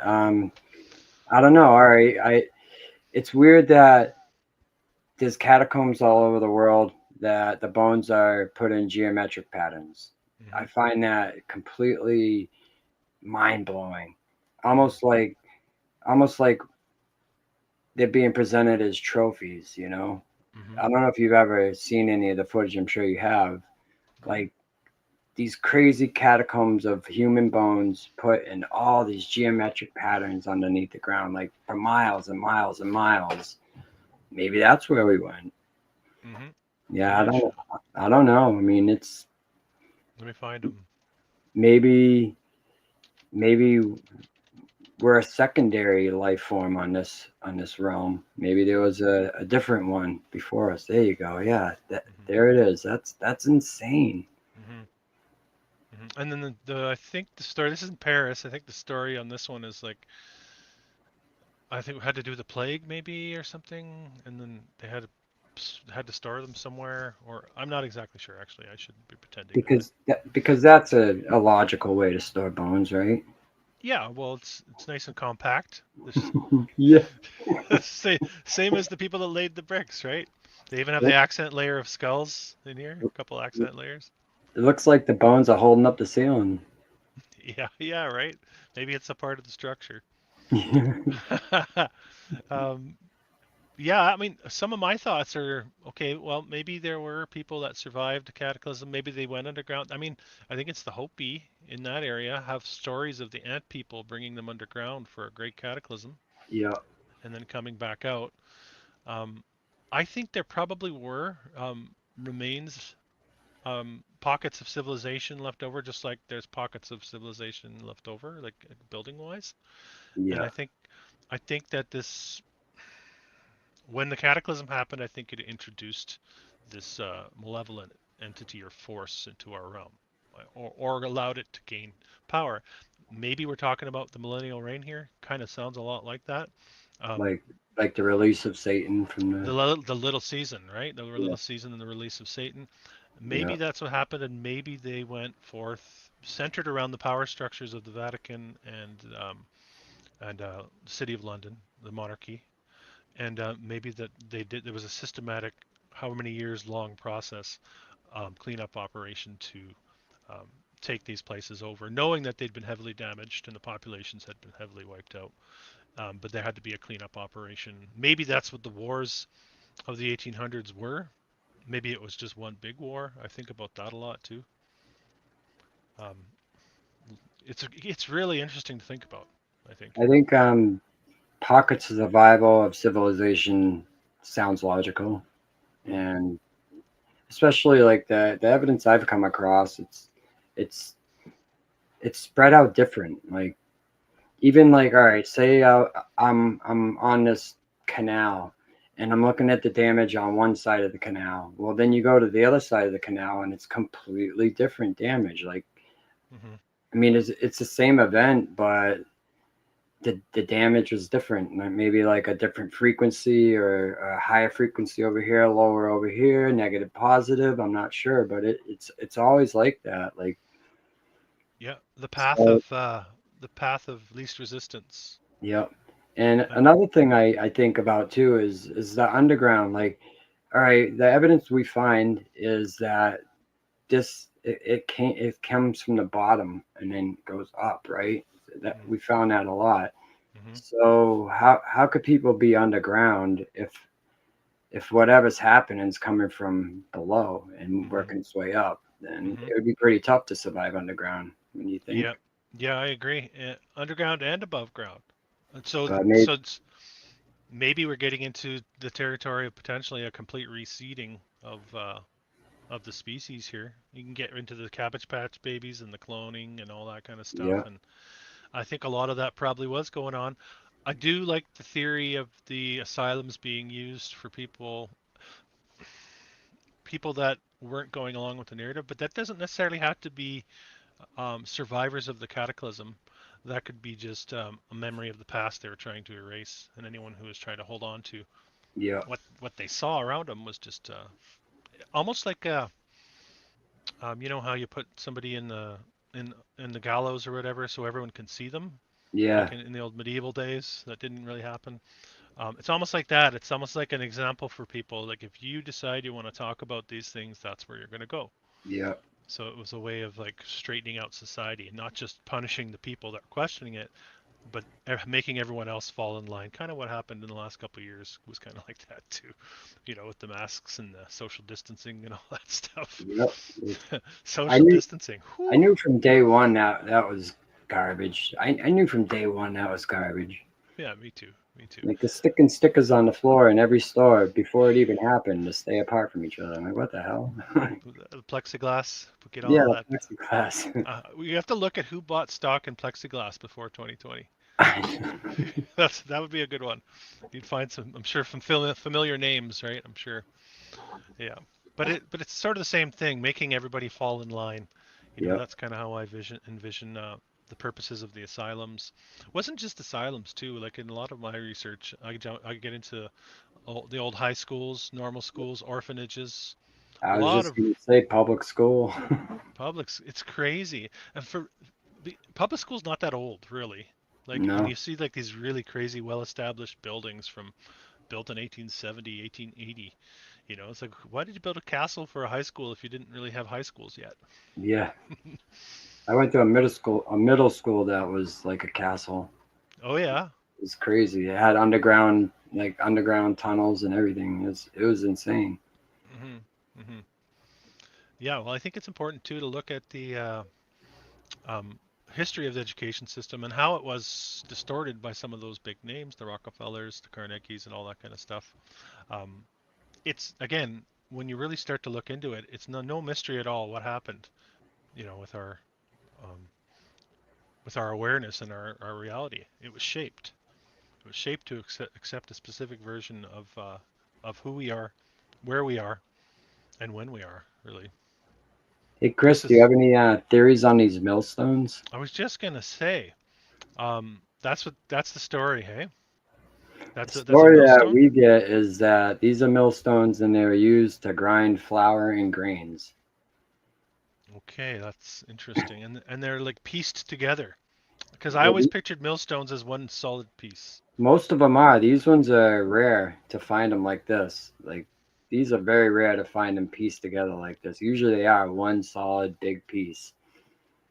Well, Like look at the shaping going on here. yeah, I know those ones are. Like I don't know if you guys can see that.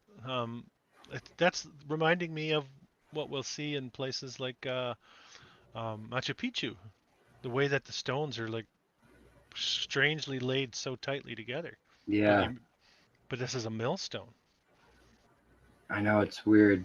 And why would you ever need something like that to grind flours and grind flour and grains? Like there's easier ways to do that than taking a 2 or 3 ton stone and trying to figure out how to grind your spices. Like How it's the how does that dumbest. work? Is it you connect it to a donkey or a horse? Is that how it works? And they could just walk in circles? Well, there are what I think is repurposed versions of these that they do use to grind flour and you can find videos of them. It's the dumbest thing ever when you watch them.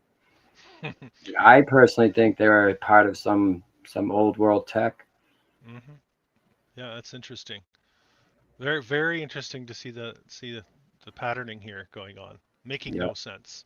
If yep, you've ever cut and fit stone, um, makes no sense. The degree of difficulty is off the charts just for a millstone.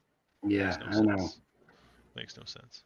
Like I always say, it's like taking a jigsaw puzzle and flipping all the pieces upside down and putting it together like that. hmm There, that's a better look. Like you have to shape all of these to fit I know. perfectly. That's mind blowing, really, when you think about it. Hmm. Seems to be a lot of manufacturing in that your part of the states there. Like I've done, Holyoke, and I've done all tons of areas, and it's all just seems canals, big red brick factory type buildings. Yep. A lot of that going on in that area of the states. Into Pennsylvania, I believe, has a bunch of that as well. Um, I just from guess my like research. Lowell, Massachusetts was like the capital of the Industrial Revolution, from what we were told. So Lowell. Oh yeah, yeah. That explains the buildings. Then there's another one, I know another that's millstone, crazy. just laying around, eh? And the property that this place is, the guy said it was family owned for generations and generations, and it used to be a grist mill. A grist mill, yeah, yeah. So Hmm. That's interesting. and this is actually some guy's personal house property, and he let me tour it. So That's cool. yeah, there was sections in the way back he wouldn't let me see. So I was really curious what was back there that he didn't want.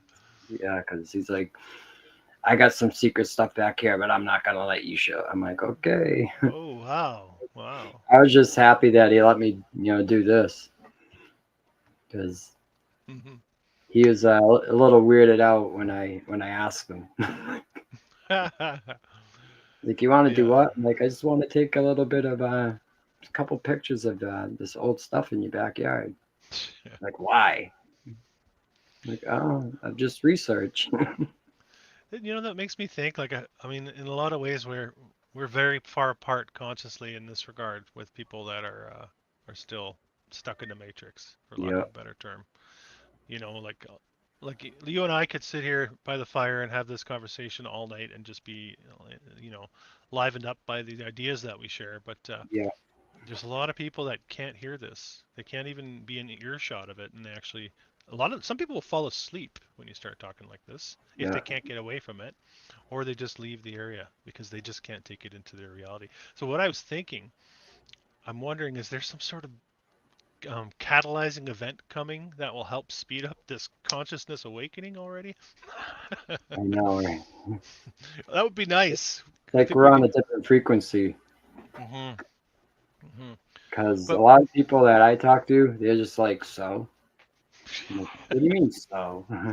You don't care that you were lied to your whole life? Like, what's it gonna change in my life? Okay, I guess nothing, apparently not. right? Yeah. I still like to think that, everybody has a chance to wake up, and I don't know. I don't think everybody will. That's a life choice, but I think hopefully, everyone has the chance. Maybe not. Maybe it's a soul decision. I don't know. I'm just thinking out loud, really. You know, maybe there are people that are not meant to wake up to the reality of this place. I don't Yeah, know. maybe we're the chosen ones. Oh, that feels good. Well, we're the chosen ones. Kind of seems like that because, like, it seems like I was divinely led into this research, hmm and it also seems like this stuff finds me. Like, I don't even look for it anymore. It finds me. Like, I hmm say it all the time. I didn't find this. This found me. I was Yeah. drawn to it. It's like I'm drawn to it. Sure. Yeah, that makes sense. That makes sense. You find the brick in a big wall of what looks to be granite. You'll find that brick. Yep. Yeah, that's interesting. I think it's funny because I didn't cop onto the old world or any of this stuff, and I've been like a hardcore, what you might call a conspiracy guy, conspiracy researcher since 9/11, and this was never even on my radar. If I ever thought about like um, the architecture or buildings, I was thinking more along the lines of like a Graham Hancock, the pyramids, places like Angkor Wat in Cambodia, things that are like anomalous to our historical timeline. So I was interested um, in anything that counteracted the historical narrative. But when you get into this, it's right in front of your face. Yeah. That's what's crazy. It's like I the think next that's where level. they want that's where they want us to think about like the pyramids and how did they build it, and Yeah, it does take our focus away from what's right in front of us. That's yeah. David Wayne right there in this one. Oh yeah, yeah. I gotta have him on too one of these days. I'll have to Yeah, reach out to him. you like talking to him. He's got some really good theories. Cool. Yep, Yeah. he's a smart guy. Yeah, I think we gotta put our heads together too, right? Yeah, I think like even the Graham Hancock thing, it's cool that he was like questioning, the chronology of civilization, but he's still stuck in geology, the timeline, the ice age timeline, and all Yep, that kind of stuff. Even Atlantis, I think, was put out there for us to push it back into time. I think the old world was what we actually call Atlantis. I think that story was a diversion. I think to again make us think it's far away from us in time. yep. Not as close as it actually is. Yeah. Yeah, I think that whatever happened, it wasn't all that long ago. Like you said, like hundreds of years, not thousands, not millions, Hmm. hundreds, like few hundred, 300 or 400. Yeah. Yeah. And I think that when you get what we call like ruins in Syria that they'll call 3,000 years old, or like let's say North Africa, I just think that they took a major beating in the cataclysm, and it just Yep, looks. So we're not looking at aging; we're looking at different levels of destruction. yep. Like Yeah. higher intensity of frequency or whatever it was, Yeah. electricity, heat, Yep. Well, look at the Sahara Desert. all of the above, none of the above. Who knows? Yeah. If you look through lots of parts of North Africa there, it's clearly was devastated to the Yeah, point where it's like sand granules, right? And then clearly what looked to me like melted structures. yep, Places like Algeria, there's other places too. The Gobi Desert, I think that's closer to China, I believe. They've got cities there that are completely melted in the Gobi Desert area. yeah. I've never really done much research in the deserts, even though I probably should, and I kind of know. I always just think that those are the places that got hit the hardest, Hmm. Hmm. completely devastated. So my question would be, why did they get hit the hardest? Did they have the most to lose? Were they central hubs of the old world? Are we actually not seeing the most magnificent of structures that once existed? I think so. I think we're Maybe seeing. whatever components stood there, they had produced more power or something. I don't know. Yeah, who Hmm. knows? Yeah, maybe they received the brunt of the blow. Yeah, You maybe know. they were the center of it. Maybe the maybe there was something in the deserts that's where it spread from. Well, you got me thinking about the Grand Canyon now. Obviously, massively hit with shrouded in mysteries, right? And also showing signs of brick structure. I did a video on the four corners. Those four states converge. I don't remember all four states, but yeah, it's all red too. Yep. It's all red. And they don't let people access many parts of it too. Hmm. They're hiding stuff there. Hmm. Hmm. Look at these bricks too. These bricks have like a coating over the top. Hmm. It's like a crust. Yeah, like something leaching out. Yeah. Yep. This has been, I think, parged a little bit with some sort of stucco to Yeah. Yeah. mask the whole effect. Actually, you know who does some cool work? Pants on the Ground Yep. in Minnesota, I think. He does some Yep. cool work in Minneapolis.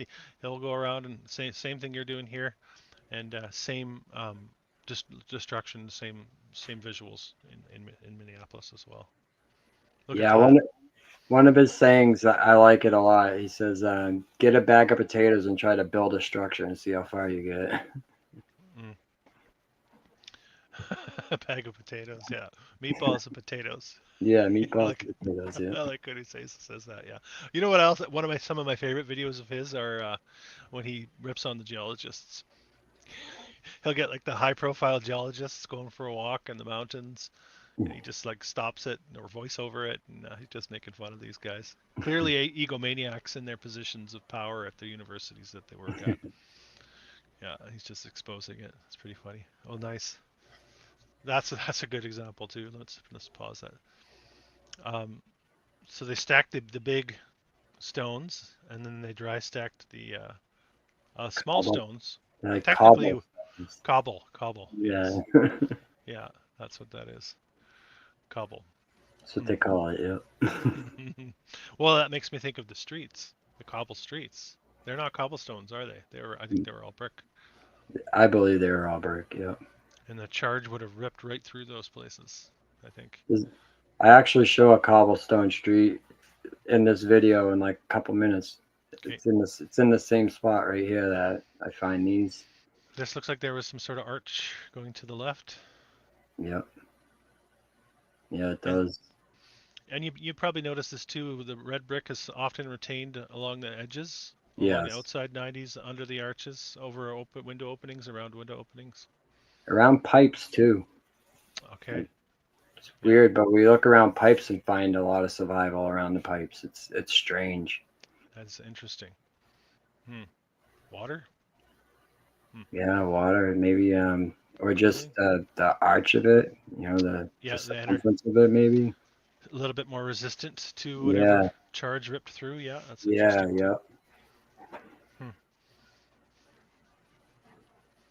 I know in this place you got cobblestone, you got yellow brick, red brick, granite blocks, Hmm.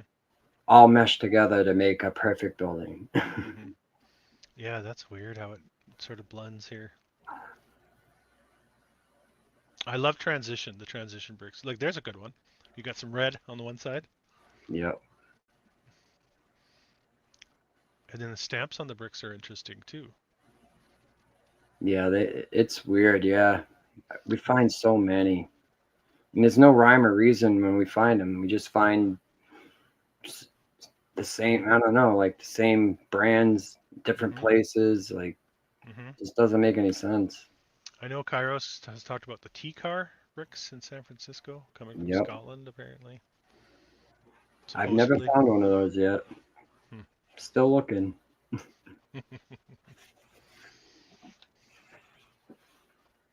I remember seeing that video though, when he found that T car brick. Hmm. Hmm. Well, that's one of the things watching John Levi, when he started really digging into, the Cataclysm. He was like out in Utah, which is part of, I think, that we talked about the Grand Canyon. It's all been devastated, and he found himself standing on an intact brick in the middle of nowhere. I mean, I can't remember the video. It's a while back now, but he was kind of like looking for a sign, and then underneath his foot was a brick, like a perfectly shaped brick. Look at that, eh? What a mess. I know, what a mess. Ooh. And there's people living in this apartment building, like right there, don't even think twice about it when they walk up their steps every day. Hmm. That's what I think is crazy.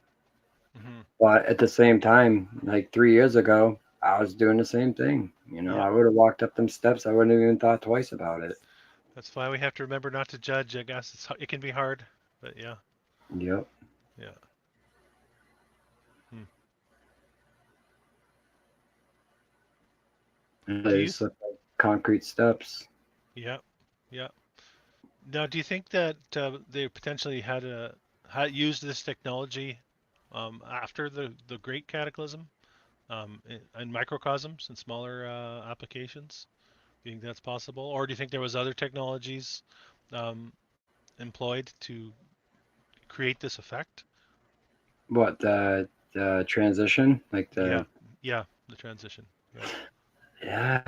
I'm kind of stuck on there's one, One but and done. One and Yeah, done. one and done. Because a lot of places I see, they look like they've been untouched since the Cataclysm. Like Mm, nothing has happened there since then. mm-hmm, mm-hmm, Example was like a graveyard I went into today. Just the way it looked like nobody had touched anything or fixed anything or come in and take care of the grounds at all. It just looks like destroyed still. Like nothing has happened since the Cataclysm. So to me, I think it was one, like you said, one and done. mm, mm. But I could be wrong. Yeah, yeah. I mean, I, I'm just in one small little area, so I'm just going off what I see. mm-hmm, mm-hmm. And all options are on the table because we don't know. We're Yeah, speculating. All we can do. We weren't taught any real information about any of this. We're just no, trying I to know. unlearn. Like learning on the fly. Yeah. Like look at this one right here. You can see that the red brick Oh is yeah. turning into the cobblestone. Mm-hmm. Mm-hmm. I've seen that effect on buildings.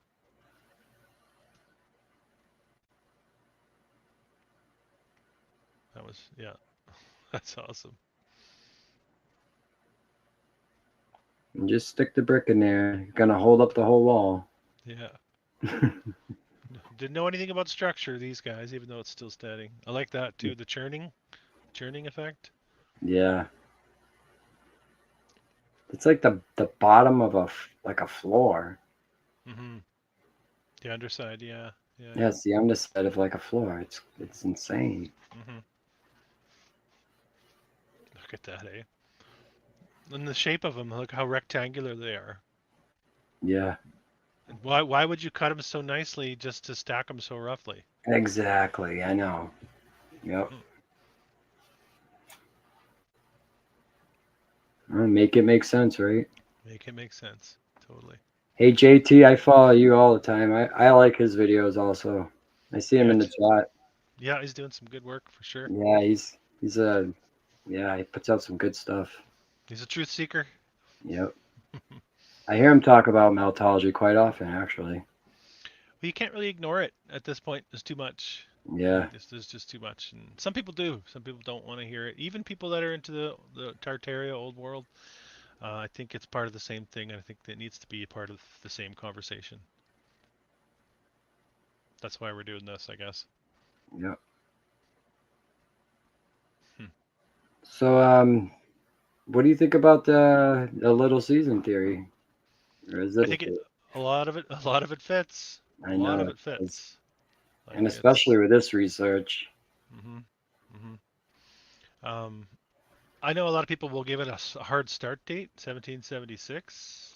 I've seen people do that and say it's only a 250-year span. I don't know if you can get into specifics like that and be so sure. Personally, I can't. But clearly something here was great, something was harmonious, and clearly something is now no longer that and has been devastated. So Exactly. Yep. that's why I don't get into the cyclical aspect of it. I don't think this was like it rise and fall of evil. I just think it's a one-shot deal and it's Kind of almost over. seems that way. Yeah. Yeah. I just would like to know how, if we can get back to that state, how quickly we can rebuild, or do we have it rebuilt? Does it just get rebuilt, or is it just something we have to know moving forward? I don't know. Who knows what we're in for? Oh, there we go. Cobbles, nice. Yep. Do we have the ability to rebuild like that? Yeah, I don't know about we, but maybe we can return in a higher state, or this place actually just vibrates at a higher state. I don't know. Lots of different ideas that can come out of that, but I think there's a reason we're becoming aware of it now. And I don't think it's just a fluke accident before they exterminate us again in a great reset. I don't subscribe to the reset's coming, the reset's coming. Run for the hills. That's I don't think that's an option personally. No. I don't know about that. I mean, I know a lot of people try to push it, but I think it's a fear porn. Yeah, yeah, I agree. Because the evil wants you to think evil is powerful, all powerful. That's how Yeah. I look at it. It's like, no, I don't think so. Huh. Look at it. Yeah, it's very textured, hey? Hmm. I know. bubbly. And it kind of looks like it's been untouched since something happened. Hmm. Hmm. Like especially that little area right there. Hmm. Overgrown. I Can you mean, see the horses and buggies going up that hill? yeah, no, you wouldn't. You would take the switchback. Yeah. You take the long way around, right? So this city I'm in right here, it's Fitchburg, Mass. It's the second hilliest city in the United States behind San Francisco, Hmm. which is pretty interesting to me. Yeah, If the interesting. if the mountains are structures and buildings, and Hmm. this must have been a pretty big structure. Not an attractive place to build in that regard too, when you have that kind of topography. You would Very. think that, huh? Hmm. Hmm. You want to usually start with as flat as you can get before you have to start doing any sort of blasting, excavation. You know. I know to build on hills like that, that's tough. You need retaining walls too, right? Like if you try to do that now and try to get your build stamped by an engineer and your lot is sloped at however many 30-40% slope, you're going to need a massive retaining wall to hold back Yeah, that earth before you even decide to build. Actually, that was one of the things I thought of recently too. You know how the historical narrative always gives us the architect. yeah, They never talk about engineers. So we have to make the assumption that the architects were also engineers. yeah, yep. And like that's not the case. And some of these architects were like 22 when they won a contest to build state capitals, whatever it might be. And it's like, well, so how did they know to engineer these domes and these massive buildings? Architects they have a knowledge of engineering, but they are not engineers. Engineers are the ones that come in and say, no, you need to beef that column up. You need to use, you know what I mean? I also think that the story about them having competitions to build state houses and that's just the silliest story I've ever tried to like digest and believe. Like, oh, they held this big contest and the little 20-year-old won, so now we're going to use his design. That's just the weirdest thing I've ever heard. Yeah, and then they approved his plan and they got to work right away. You see that a lot too. So his Like plan was the one they decided, and then they just started digging. No I remember forethought. sketching and drawing when I was in high school, and I never drew out anything like that. Hmm. Hmm. Well, you didn't have the training these guys did. Oh wait, a lot of them didn't have training either. Yeah, Yeah, well, I mean, when you do the volume of research that I do, like when I make my videos, the patterns repeat themselves over and over and over again. Right? I've yeah, covered a couple hundred cities now, and it's like same story, different name, yeah. same story, different name. Well, people are getting into that area of too. Like, is this an AI algorithm that was just written for our? It's reality, you know.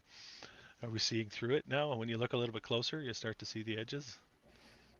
This has been painted over. I love it. I know.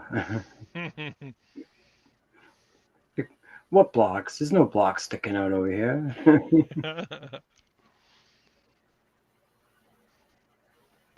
Little trail of red bricks on top of there. Not just red, gray, yellow. Yep. Leaching of the red. You think that was one of the early processes in a lot of these, where the um, leaches out for Yeah. discoloration. Yep. The building blocks of life in our realm coming from the bricks, leaching out of the bricks. I wonder. Hmm. Fertile soils coming from brick dust. I know. I've seen giant trees just growing straight out of the wall. Like, where's the soil that the thing's supposed to be growing out of? Yeah, yeah. I also see a lot is the root systems of these trees sucking the bricks and the structure right up into it. Like Mm. it's crazy. Like it's a candy. Like it's a candy, yeah. And I sit there and I think I'm like, how long did it take for that thing to actually suck that thing all the way up in there? Like I'll see it deep up in the roots. I'm like, that must have took like years for that thing to actually make it up in there. Mm-hmm. Mm-hmm. Interesting. Have you seen the videos of water coming out of trees? What is it? People are like tapping the trees, and there's like a Oh, water spring that water. comes out of the Yeah, trees. yeah. What's your take on water sources in general? You know, is it the plumbing of the old world infrastructure that's still there and still producing water? It could be the cooling system of the grid. Mm. Well, that's interesting you mentioned that too, because I've done a lot of I've seen a lot of fountains, and well, these fountains predate plumbing for our buildings, so they had the plumbing for the fountain up front, um, but they didn't have the buildings plumbed or any of those kind of services that you would logically think they'd be using if they had the technology. But I've seen it suggested that fountains or aquifers within the buildings themselves are a part of that grounding of the energy grid, grounding of the energy source that's being used. So a lot of the fountains will be like centrally located in the middle of like four-way intersections and stuff like that, right? Or like gathering places. Yeah, or the common in the middle of the town square, Hmm. like right in the dead center of it. Yep. Strategically placed on the grid. And then I also, another common thing I see, I mentioned this a lot as well, is that they get replaced by war memorials. What was once a fountain is now a war memorial monument. Uh, whether it's Civil War or the Revolutionary War. I'm thinking states in general, or World War One and World War Two, which could really be anywhere, especially in the Western world. We have a lot of those here in Canada, World War monuments. In every town around here in my area, and there's always a common in the middle of town, and there's always cannons, there's always cannonballs, there's Mm. always obelisks. Like Mm-hmm. it's the same thing every town, like hundreds of towns, same exact setup. It's weird. Yeah, it's interesting how the designation of the buildings also. You know, you'll obviously you'll have a post office, you'll have a customs house or post office, a city hall, a library. Like Yep. the makeup is all the same, right? It's interesting. And you do a good job showing that on your channel, Chris. Hey, thanks. No, I For appreciate that. sure, because yeah, from town to town, city to city, you're right. You see the same, the same blueprint. Yeah, that's something I'm trying to do. I think with my channel is make it so that it looks so you get that pattern. So you get a sense of the pattern. You watch a couple videos and then you get a sense Yeah. of the pattern repeating itself, right? And also to highlight the demolished buildings. Like I started doing research again for my third demolished buildings book, which is coming out soon, by the way. Shameless plug.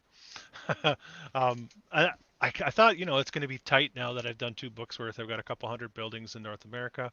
Not the case. I've got a file of like over 500 buildings right now, and they're all crazy spectacular. And you I just know keep, the more you look, the more you find. It's crazy. it's actually kind of sad when you think about that too.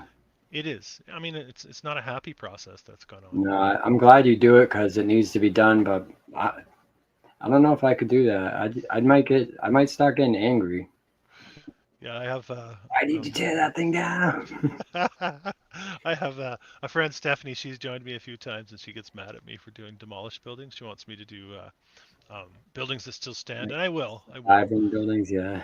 Yeah, but I do like to catalog the ones that once stood and There it is, supported. Chris. You see that? Did you see Yeah, the? Yeah. yeah. Okay. Sorry, I The didn't one. mean to cut you off there. No, it's okay. It's okay. Not at all. Where the tree is sucking them things up. Hmm. Even the top layers, like your mind wants to think it's concrete, but it's not. It's I know. It's crazy. Here we go. Yeah, Okay, and I wonder how many more are up in there. hold on. Yeah, in the actual tree itself. Yep. Look at that, eh? And That's it's hilarious. a slow process, but that thing will eventually take them bricks right up into the trunk of it. It's Hmm. insane. Hmm. Which got me thinking for a while, like, are the trees here intentionally to suck up the evidence of the cataclysm? Interesting. Yeah, it seems to be what they do, especially if they need to grow. They'll swallow up anything around them, right? Have you? I've seen like a couple shows too where like the trees will eat the people out in the forest. Like if they're there for too long, the roots will start taking them over, and then the trees will end up sucking them in. And this is what this reminds me of. Yeah, Lord of the Rings touched on that a little bit too. Yep. Um, um, I was just going to get back to your point of the trees being cover.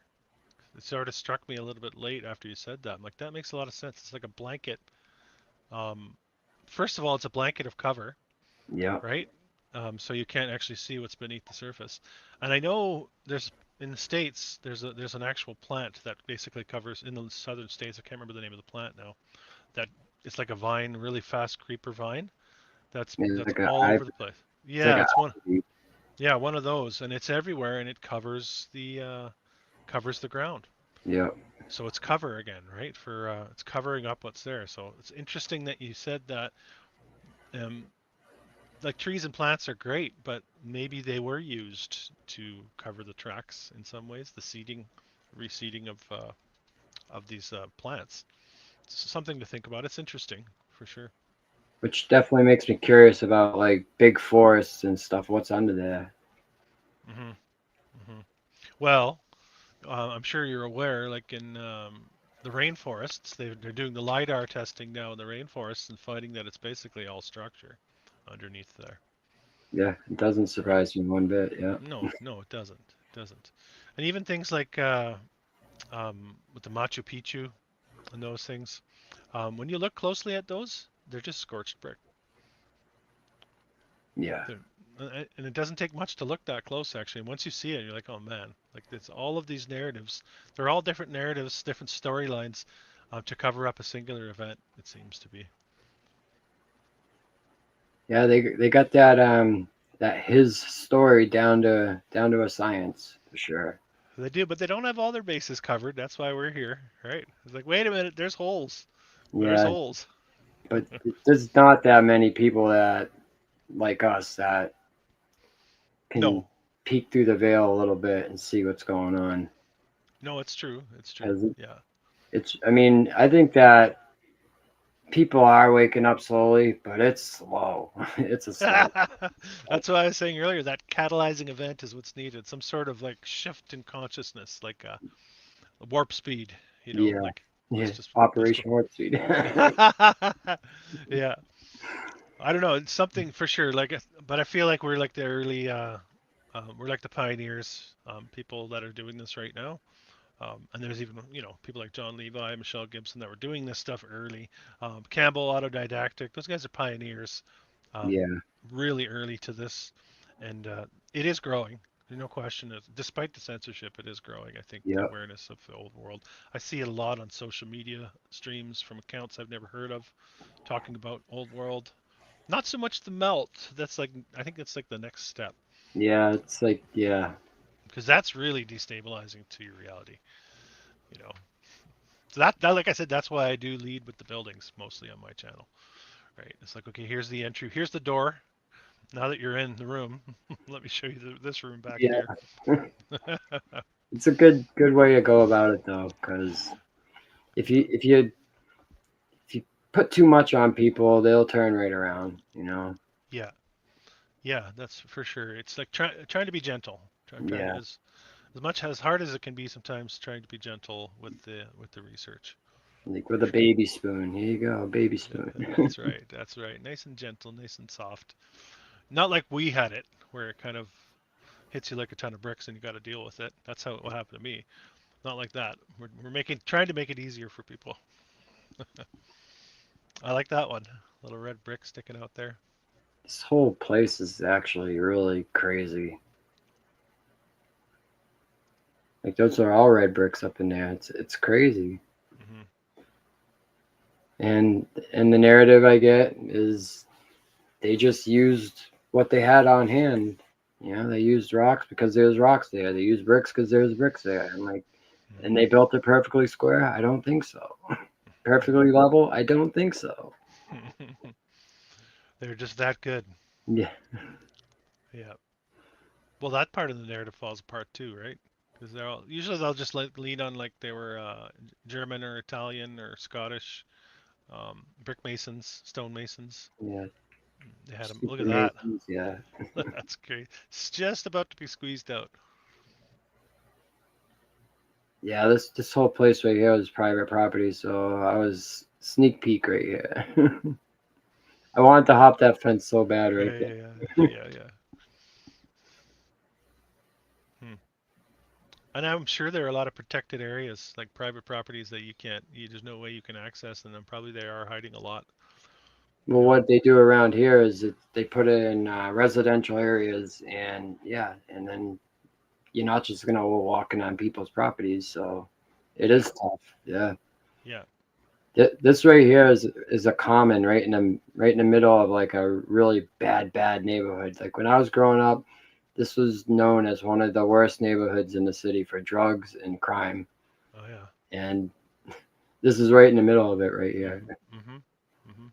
So then you're like, I wonder if the drugs and the crime are just to keep you out of here, so you Mhm. don't ask questions. Mhm. Man, yeah. The illusion is strong, and it was strong. Like you you'd be crazy to even consider these things, literally, Yeah, and then you'd end up in the asylum, right?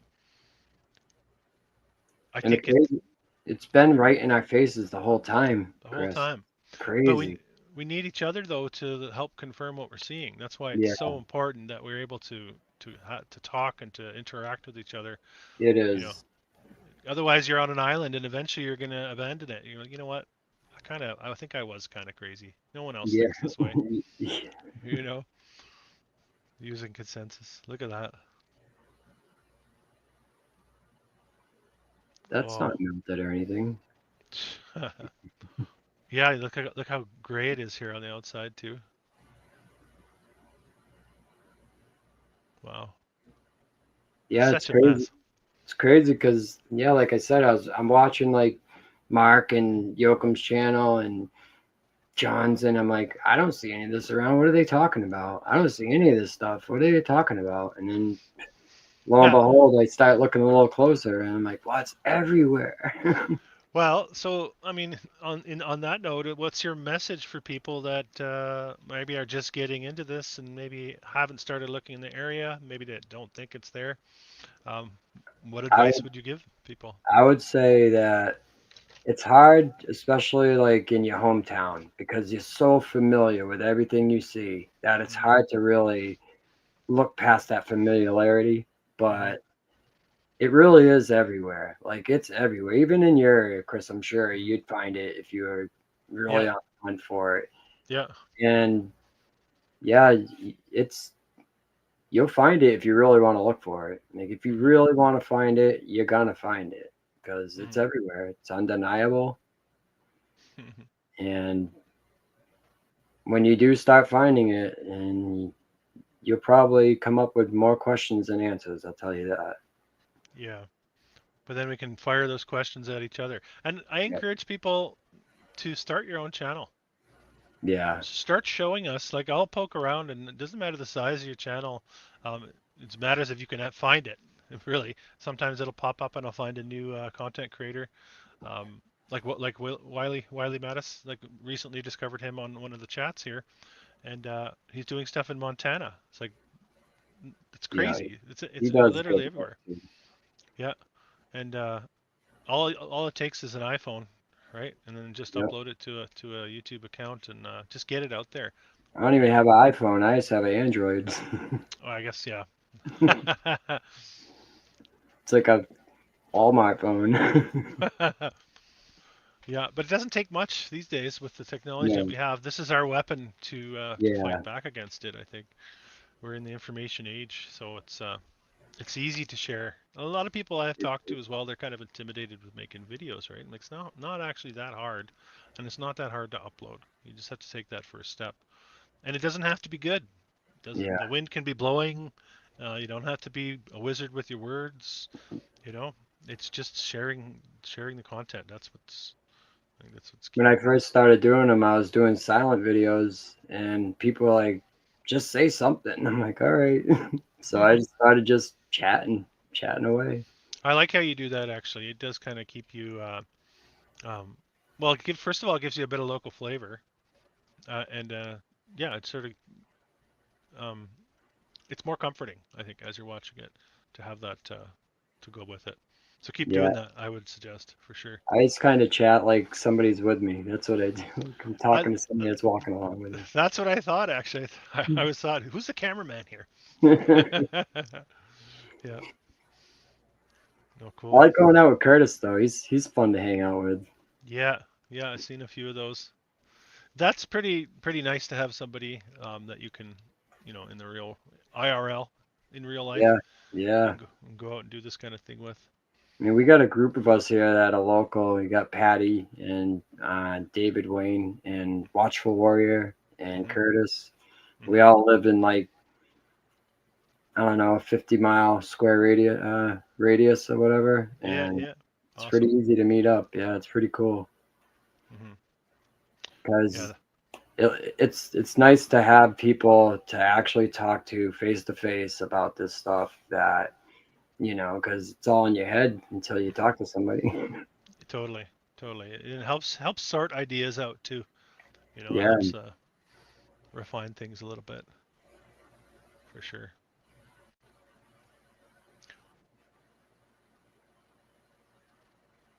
What do you think? Should we wrap it up? yeah, I'm good with that. Yeah, Okay. yeah, I had a So good time, Chris. I could probably keep going for into the wee hours. I guess it's late for you over there too. But Uh, yeah, it's 11. It's up to you. If you want to keep going, I'm good with it. But I mean, if you no, want to wrap it up, I'm good with that too. okay. Yeah, I think I'll wrap it up. But I think I'd like you to come back on another time, and maybe we could do a little group chat. Get David in there and Yeah, Patty or something like that, and yeah, keep the lines of communication open. And yeah, and I appreciate you coming on my channel, and I appreciate all your comments and likes on my videos too. I know you're a vocal supporter of pretty much every video you watch. You seem to put a comment in there, let me know you're there, and let me know how much you appreciate it. So that's the kind of stuff that keeps me going and doing what I'm doing too. So I have a I few tried. people like that too that keep me Yeah, going. So feedback's really important for it sure, is. right? Um, Even negative feedback, I guess, is also important too. But we don't It get a lot. is. That's another thing too with a lot of this content. You don't get a lot of trolls jumping in. I don't know if you found that at all. I have a handful, but I don't know. I like it though. But Keeps yeah, it you in, get melt haters. You get the yeah, melt haters for sure. keeps it interesting, right? Keeps me on my Yeah. toes. I think with the building stuff, I don't get as much of that. Well, what I'll usually get is somebody who wants to defend the local narrative of the town that they live in. That's usually, and they have it's like a 2,000 word comment where they're Yeah, listing off the history of every building that I mentioned. like my grandfather Yeah, they're had a personally offended. friend that went there in high school. Yeah, they're personally offended and they're trying to let me know that. And I also get people telling my viewers to go check out my lunch break. There's a bunch of those people out there too. It's like, yeah, You that's know, fine. it's funny you Yeah, say that because when I first started this channel, one of my first videos, I said I'm on my lunch break, yeah. and like a week later, that channel started up. I'm like, that's a little curious, That is interesting. Yeah, because yeah. I actually thought about naming my channel not my lunch break, but I'm on my break or something like that. And Hmm. I literally said it in my first video. I'm on my lunch break, and Yeah. but it made me want to look into his because I'm like, hey, dude, that's cool. He's on his lunch break too. Yeah, I liked a lot of his videos. I haven't watched them in a while now actually. Um, but a lot of the early stuff I thought was pretty interesting. Definitely a bit sensational the way that he goes about it, which is fine. That's his style. Um, but I worry a little bit about steering the narrative, being so big, so much bigger than anyone else in the scene that Yeah, anyone who mentions we mention will just divert to my lunch break. They may even have heard of him yeah, because so sometimes this is not the best. I think John Levi's done a really good job to back off of that. He didn't want to be the voice, the guy. yeah. Um, so I yeah, enjoy that's his videos. definitely yeah. It's all good for sure, and the content. It's good to get the content out there however you can for sure. I got you on Friday morning, John on Sunday morning. It's nice to wake up to Yeah. get ready for work and listen to you guys. So Hey, thanks. I appreciate it. All right. I think yeah. Let's wrap it up here, and I just want to let everybody know that I'll be back next Tuesday. I'm gonna have Kairos on. He's gonna jump on, and we're nice. gonna talk about the San Francisco area, which will be like a schools in session. Make sure you have your notepads out, folks, for that, because Kairos brings huge receipts. Yeah, he's good stuff coming from him. For sure, for sure. Yeah. Yeah, He's actually he was one of the first people too. Like when I said Mark and Yoakum, Kairos was right up there with some of the first stuff I seen. Like he showed this one place that was on the side of the highway. I forget exactly what it was, but I was like, holy crap. I couldn't believe it. Yeah. There's it's a pretty amazing area that he's in there in that San Francisco area for sure, Yep. general area. But like you said, it could be in your own backyard. So I want to thank everybody for watching the live, and if you're watching the recorded version, I appreciate you being here for that. Don't forget to hit the thumbs up. And any last words, Shawny, before we sign out? Just thank you to you and everybody that's watching that, supports us. We need all the support we can get. So yeah, right on. And we'll do it again. Thanks, yeah. Shawny. Thank you, Chris. Good night, everybody. This has been an old world exploration. If you're new to the channel, don't forget to subscribe, hit the thumbs up button, and comment. I believe we are in the process of remembering who we really are and casting off the shackles of illusion. Until next time.